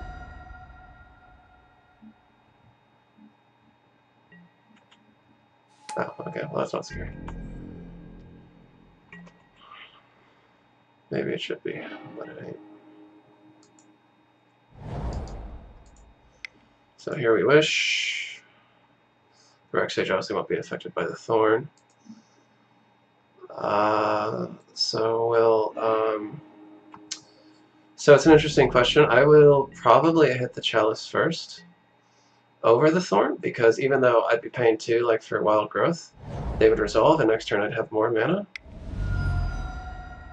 Unless he plays like another chalice, in which case I'll, oh, I hope he doesn't have a thorn, that's fair. Endless one. So that's normally not a scary card, but it is a big old clock.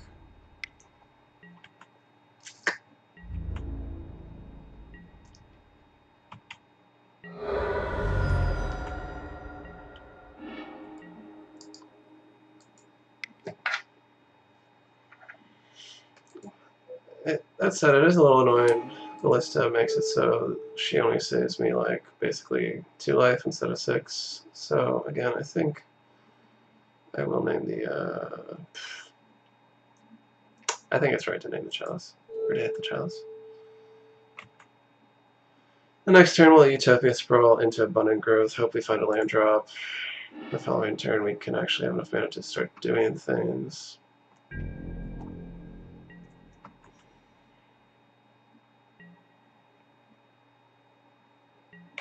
Yeah, of course. So we're looking at a 7. No, actually, you can pump the Ballista. He does have tons of mana. Yeah. So 8. So I got a 10. So dead next turn. Actually. How about that?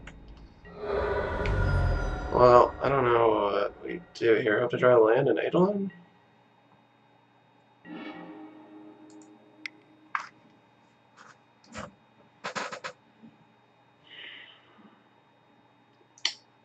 Yeah, I mean, he's going to drop us to 2.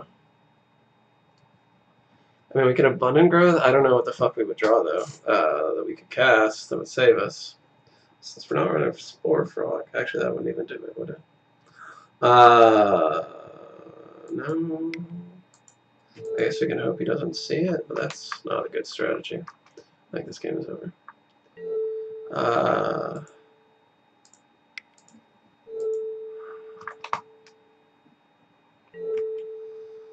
A turn late and $1 short. Maybe I should have black. No, it doesn't matter.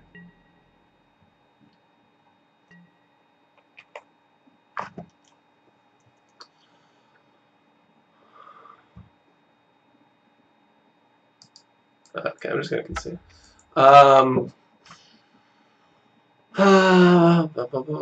So sideboarding might change slightly, being on the play. Do we want the wild growth back? Do we want the guile back? I don't think we want the guile back. What about the growth? Over what, though? Over a ground seal, possibly.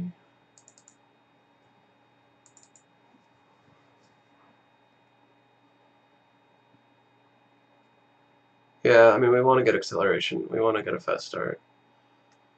So I think that's right.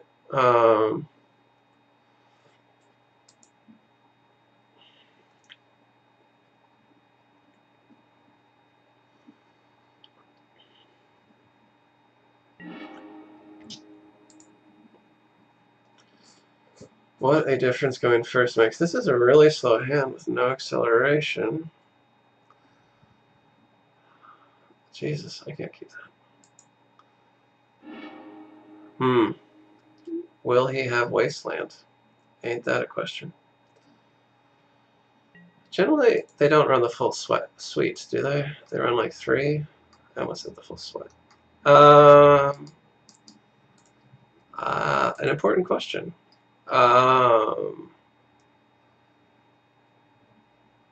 That one has the full set. How many of them? This doesn't actually even tell us, right? Because I think that's not how it counts it. He kept 7 cards. Like, he could have it. He could also, like, this is really rough. Actually, like, you know what? We don't even have an Enchantress.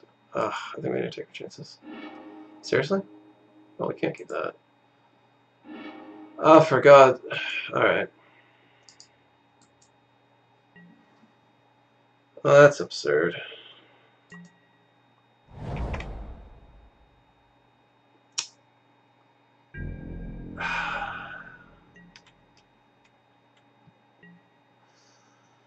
Man.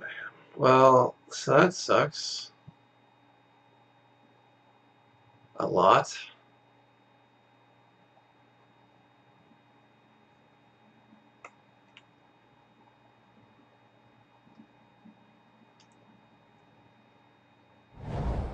Ridiculous. Man, really bad luck there.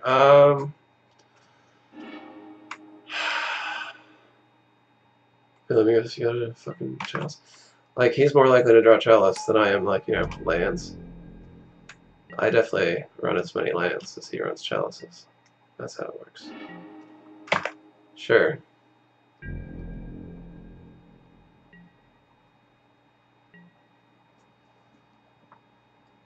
What a beating. Actually, that helps us a lot. So now it's like there's at least generated mana. Not that it matters.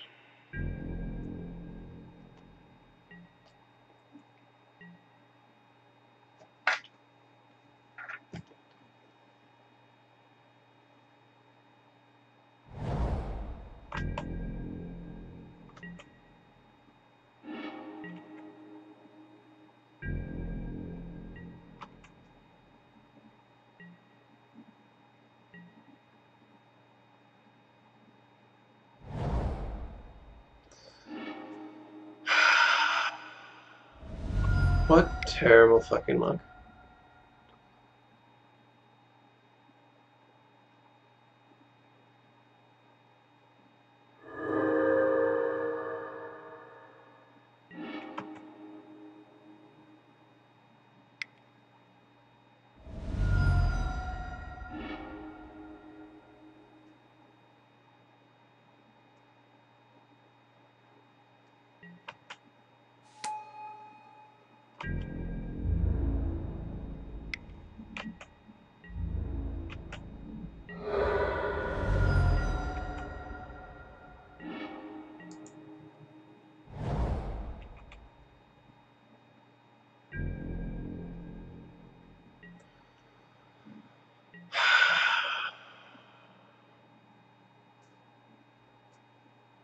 Ridiculous. Yeah, okay. Alright, whatever. So, that was terrible fucking beating.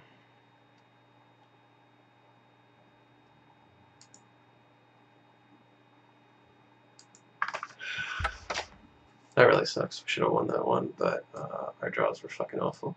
Like, if you're on the play against them, you're, like, actually pretty likely to get it. Like, it makes a huge difference, really.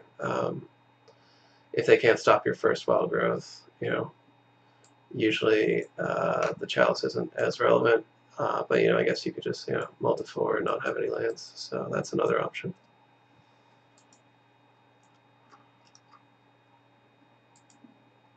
It's another way for the game to go.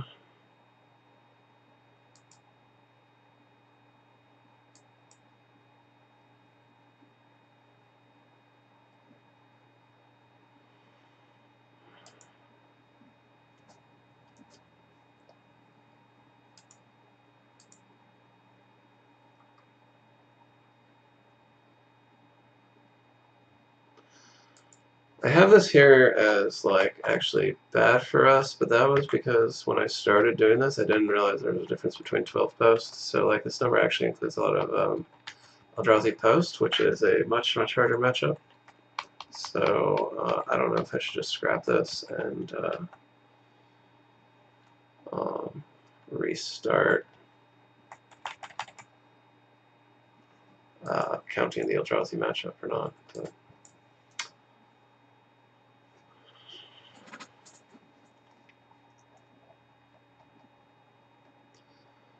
I guess I was worried about losing the data. You know what I'm going to do though, actually? Here, just count this as like X.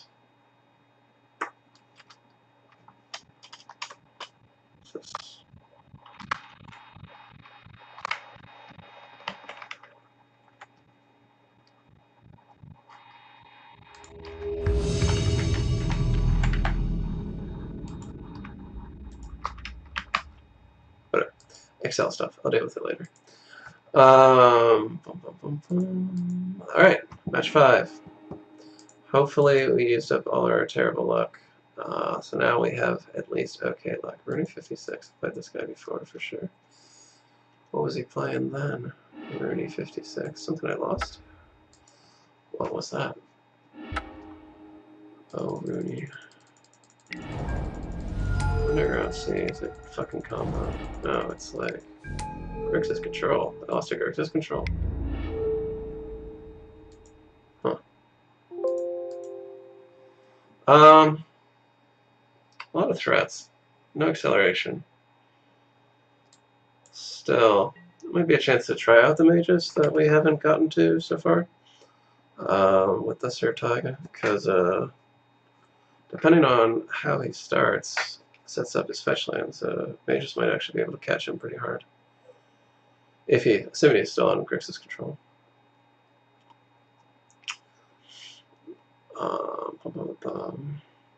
So against Grixis, like, yeah, against Miracle, sometimes it's right to like hold things. If you're threat light, okay, he's definitely not on Grixis control. He's on some sort of Delver. So it could be Grixis or it could be Death Shadow. Either way, keeping a slow hand is worse here. We're still going to go for the turn 2 Argothian. That doesn't change that. Hopefully he doesn't blind flip, because usually that's the difference in a turn. He does. What a shame.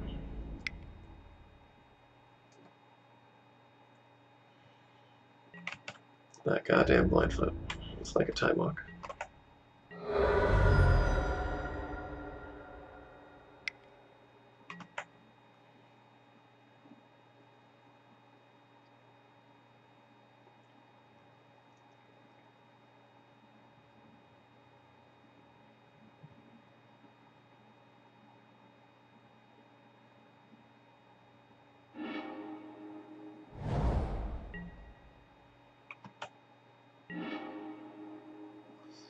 He's probably not on Stifle, but I'm not gonna risk it. And because I've got threats and because he's got a clock, I'm definitely not gonna play around days. Like if he has it, he has it. Okay, but I certainly can't afford to like give him a free sphere of resistance, especially a one-sided one. I need to like play things out and let him answer them if he can.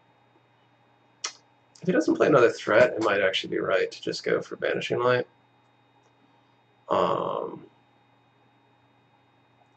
Like if I take away his clock, you know, that's pretty significant. He might have to dig for another one, and so you know, obviously I'll have more time, and the more time that I have, you know, the worse days and Spell Pierce become.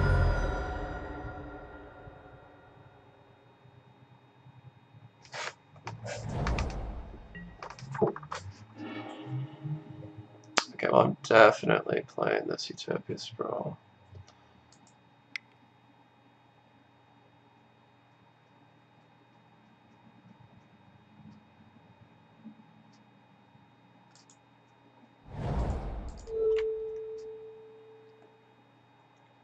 Maybe it would have been right to play the Heath for a Forest. Yeah, that would have been right.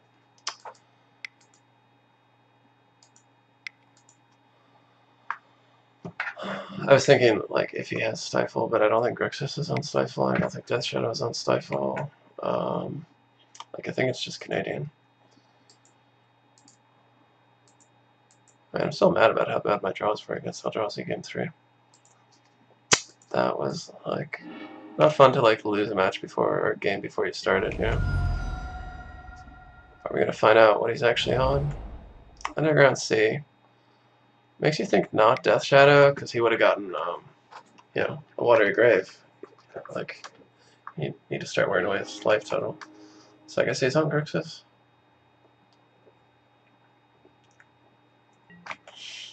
He found it. He found the days. That's okay.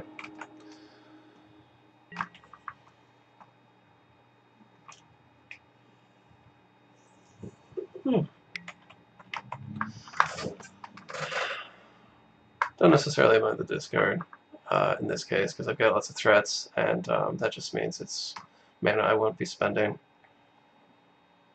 Like, I was probably gonna, like, either he has another, like, he has a Force of Will, or else I'm gonna die with cards in hand, so not that concerned about discard right now. And if I get his Inquisition further points away from Death Shadow, because they would just be running Thoughtseize in that spot. Sure.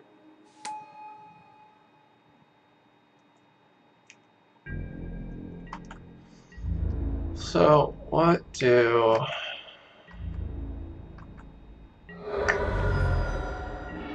I wish for here? I suppose it depends, don't it? Do I want to turn on? He's already used 2 days, so there's no point in playing around days here.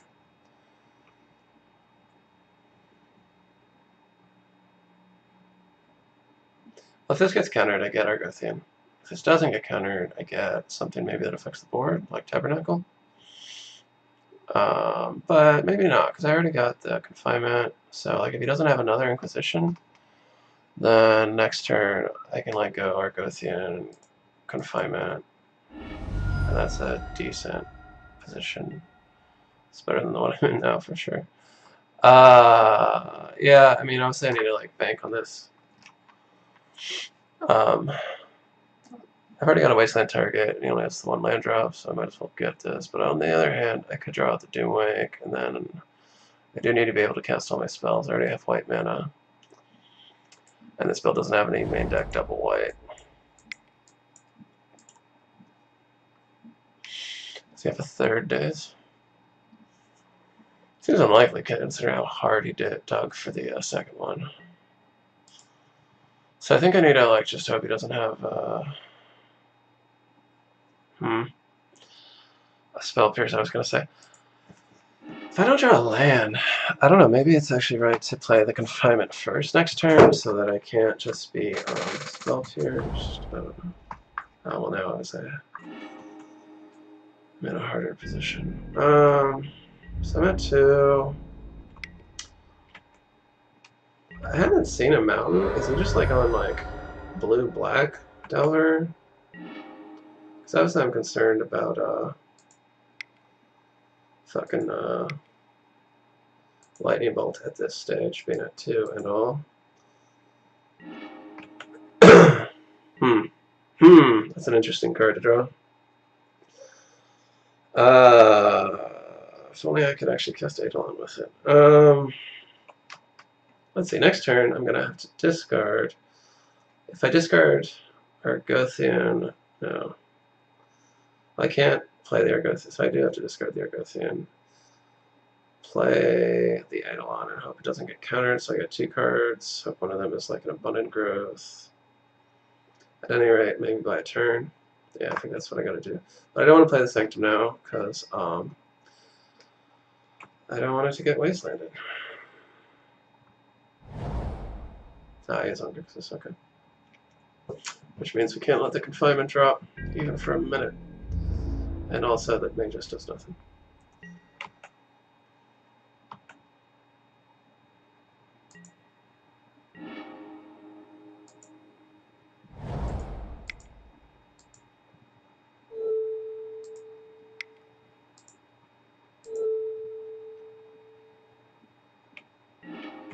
Come on, no counter. Come on, Abundant Growth. That's not Abundant Growth. I got 3 mana. Shit, I can't let him wish for anything. It's definitely gonna kill my Eidolon. I guess I could get an Aegis. But I can't. This is not a good position to be in. So I definitely have to take my chances with something. I feel like Lightning Bolt is very probable. So if I let the Confinement drop the next turn, I guess I could Heliod, draw a card, hope it's something really good. But on the other hand, he'd have to have double Lightning Bolt if he wants to kill my Eidolon, actually. I guess either way, I cast the Living Wish now. It can be Spell Pierce, but not Dazed. Maybe actually that's the reason not to. I think I get Heliod.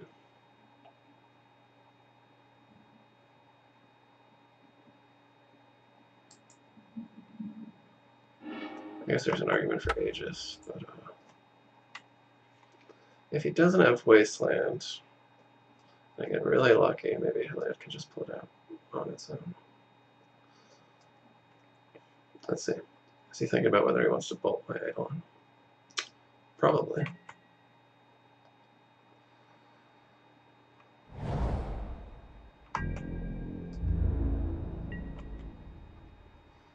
So I think I'm still going to play around the bolt though.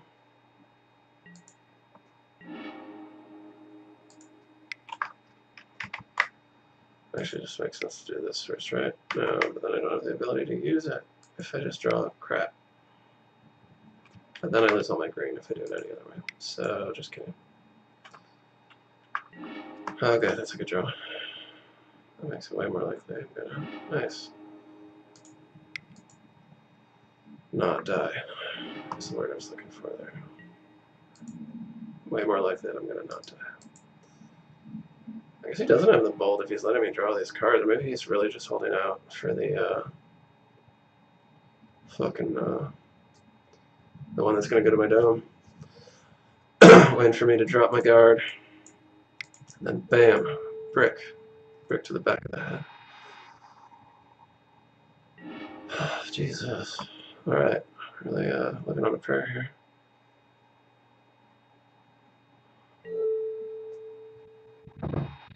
I guess I need more green. I was thinking, like, if he has Wasteland, though, I would like to. Wow, really? Ha! Here I'm, like, freaking out, and he just scoops. Well, so I'm still going to put him on Grixis. Which means we care about what in the sideboard? Surgical, probably coming in.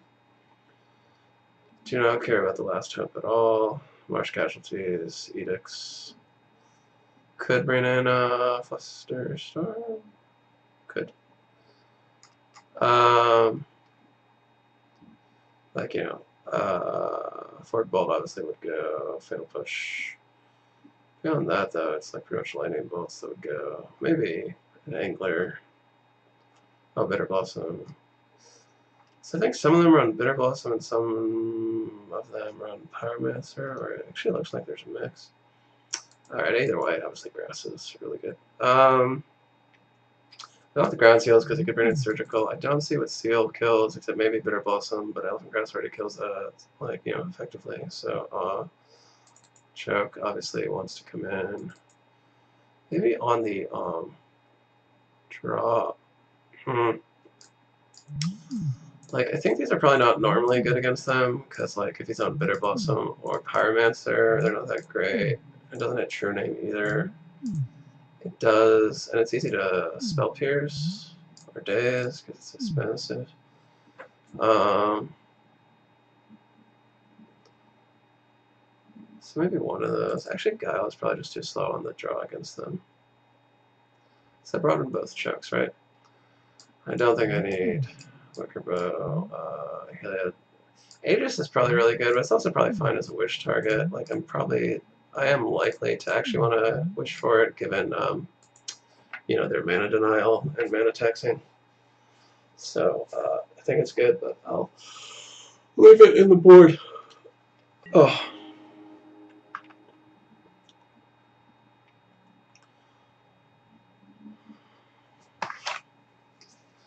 So obviously, like, the Delver decks are the main thing you would want to draw Carpet of Flowers against. They're really good against them. This is pretty good. I've got a lot of acceleration. If he doesn't have Cabal Therapy. I only have the one threat, but I also draw a card, and I'm on the draw, so I'll draw 2 more cards. And This version of the deck is pretty threat dense. So I think like the fact that I can like basically just like counter all their taxing makes this keepable.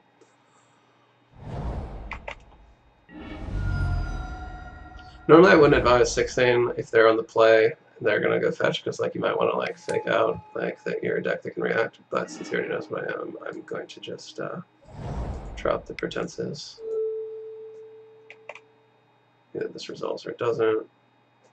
Then either way I'm done. I mean, you should daze it if you can. Don't blind flip, don't blind flip, don't blind flip, don't blind flip. Come on, that's 2 in a row. Alright. Well, at least we know about the bolt in hand, so we have a better idea what kind of clock we're going to be on. So, I think I'm going to Wild Growth. Green Sun Zenith, since I already have the other one. And I'm going to put it on the one that already... I'm going to stack them, so that if I get an Elfin Grass, the upkeep isn't weird. I think I did that earlier, didn't I? Alright, so I'm still thinking he's not on Stifle. I'm also still thinking that I want basics. I can play the Abundant Growth. Yeah, right on this one. If I need the mana, like a colored mana, in a minute here. We're gonna run this in. If he's got the Daze or Flusterstorm or whatever, it's fine. But we need to start playing threats and wearing out the cards in his hand. And luckily we did draw more threats, even though they're kind of mana-intensive ones. Actually, maybe I should have cut one wish on the draw against them. It's not quite as bad as Canadian, where like they've got Stifle, and they also got Spell Snare. Canadian plays Spell Snare usually, so wish is even worse against them. But it would still probably be right to go down to 3, actually.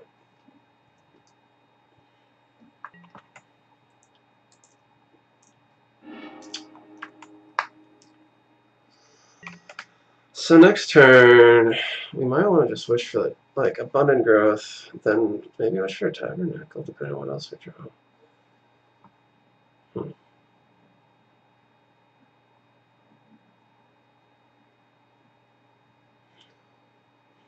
You could Abundant Growth a Tabernacle, so it actually makes mana up, but you know, they do play Wasteland, so probably won't do that.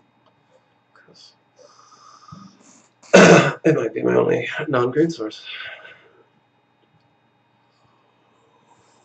If you can get like combinations of taxing, it's also like what I think makes Tabernacle useful as a wish target, like with grass or with check, obviously. Pretty potentially savage.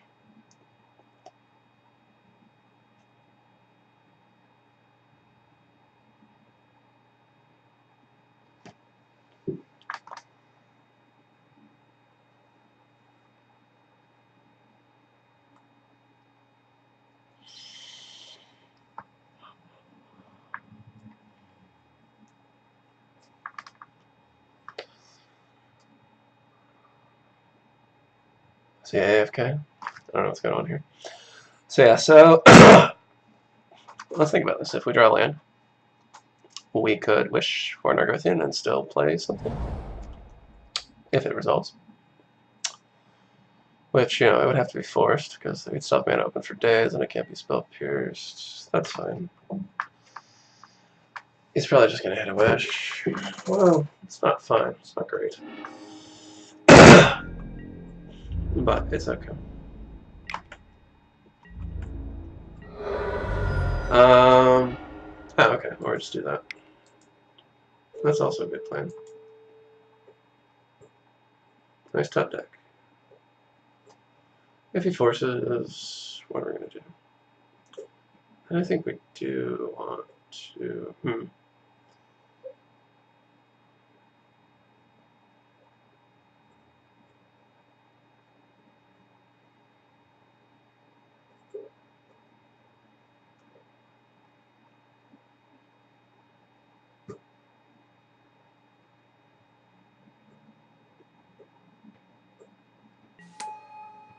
Interesting. Well, let's go nuts. Shall we? Even nuttier. I'd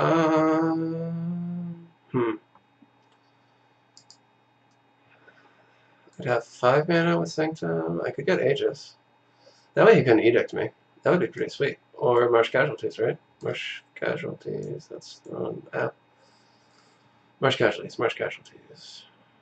Creatures target player controls. Alright, nice. I mean, he could end a certain bolt. We know he has the bolt. That's okay. We get rid of the bolt. We draw a card off of it anyway. And we still have the green left over, actually. So, yeah, actually we can do this first. Because I guess if we draw like an Oblivion Ring, we'd rather do that. So, yeah, we know it has the bolt, so I'll just like end a turn. Oh, nice. Okay, even better. Alright. That might change things, though. Because then we might want to save this Wish and get the Tabernacle, because like Grass plus Tabernacle means he's paying 3 mana a turn. So maybe we hold off on that. But then we still need to make our land drop for the turn. It's kind of awkward not to use it, but not as awkward as... Maybe I should... Yeah, I should play the Sanctum first, because I don't want this to get dazed.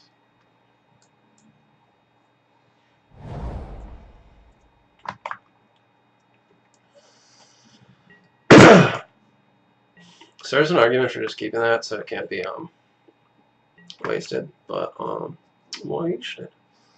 But yeah, I don't know if it's a great argument either. I do need to Does he have surgical, do you guys think? Because that would suck. Did he not read the card? He didn't read the card. That happens sometimes. I've like definitely won like more than a handful of games from people just not reading Elephant Grass. Shoot. I'd kind of want to keep this, but that's my black mana.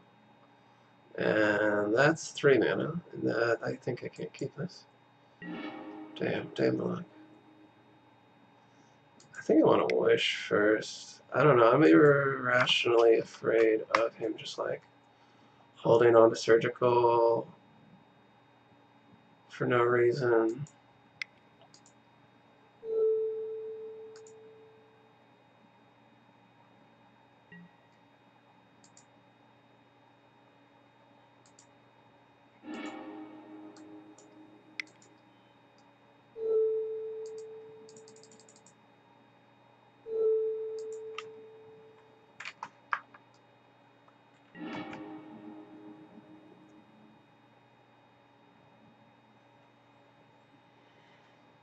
Can't let him bolt that. Alright, well, we got it. We could have had the Eldrazi one, but yeah, game 3, we just completely fucking bricked.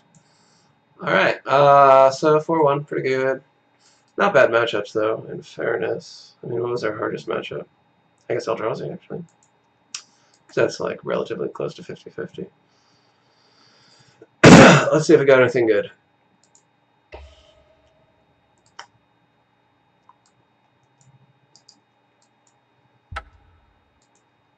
Come on, money.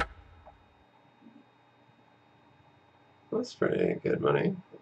Thoughtseize, nice. Badlands, unfortunately, not worth as much in real life as in real life, but Thoughtseize and I don't know. Is this a Johnny worth anything? I don't know. Y'all type 2 players or standard, whatever it's called. Defiant something. No, Adversary of which the fuck one was it? Adversary of Tyrants. You worth anything? Oh, wow. It's worth almost 10. I'm selling that, tell you right now. And a Thoughtseize. So that's a pretty good haul. What did we learn? We didn't get to use the Magus at all. But I mean, I guess like what we'd be playing it against is like mid-range combo decks, and we didn't run into any. So maybe not fair to the Magus to dismiss it. I don't know if the taiga actually did matter, didn't it? Like, wasn't there a game where, like, the taiga made us mulligan? I think there was. So, I don't know if we learned anything or not. Well, thanks for watching, guys.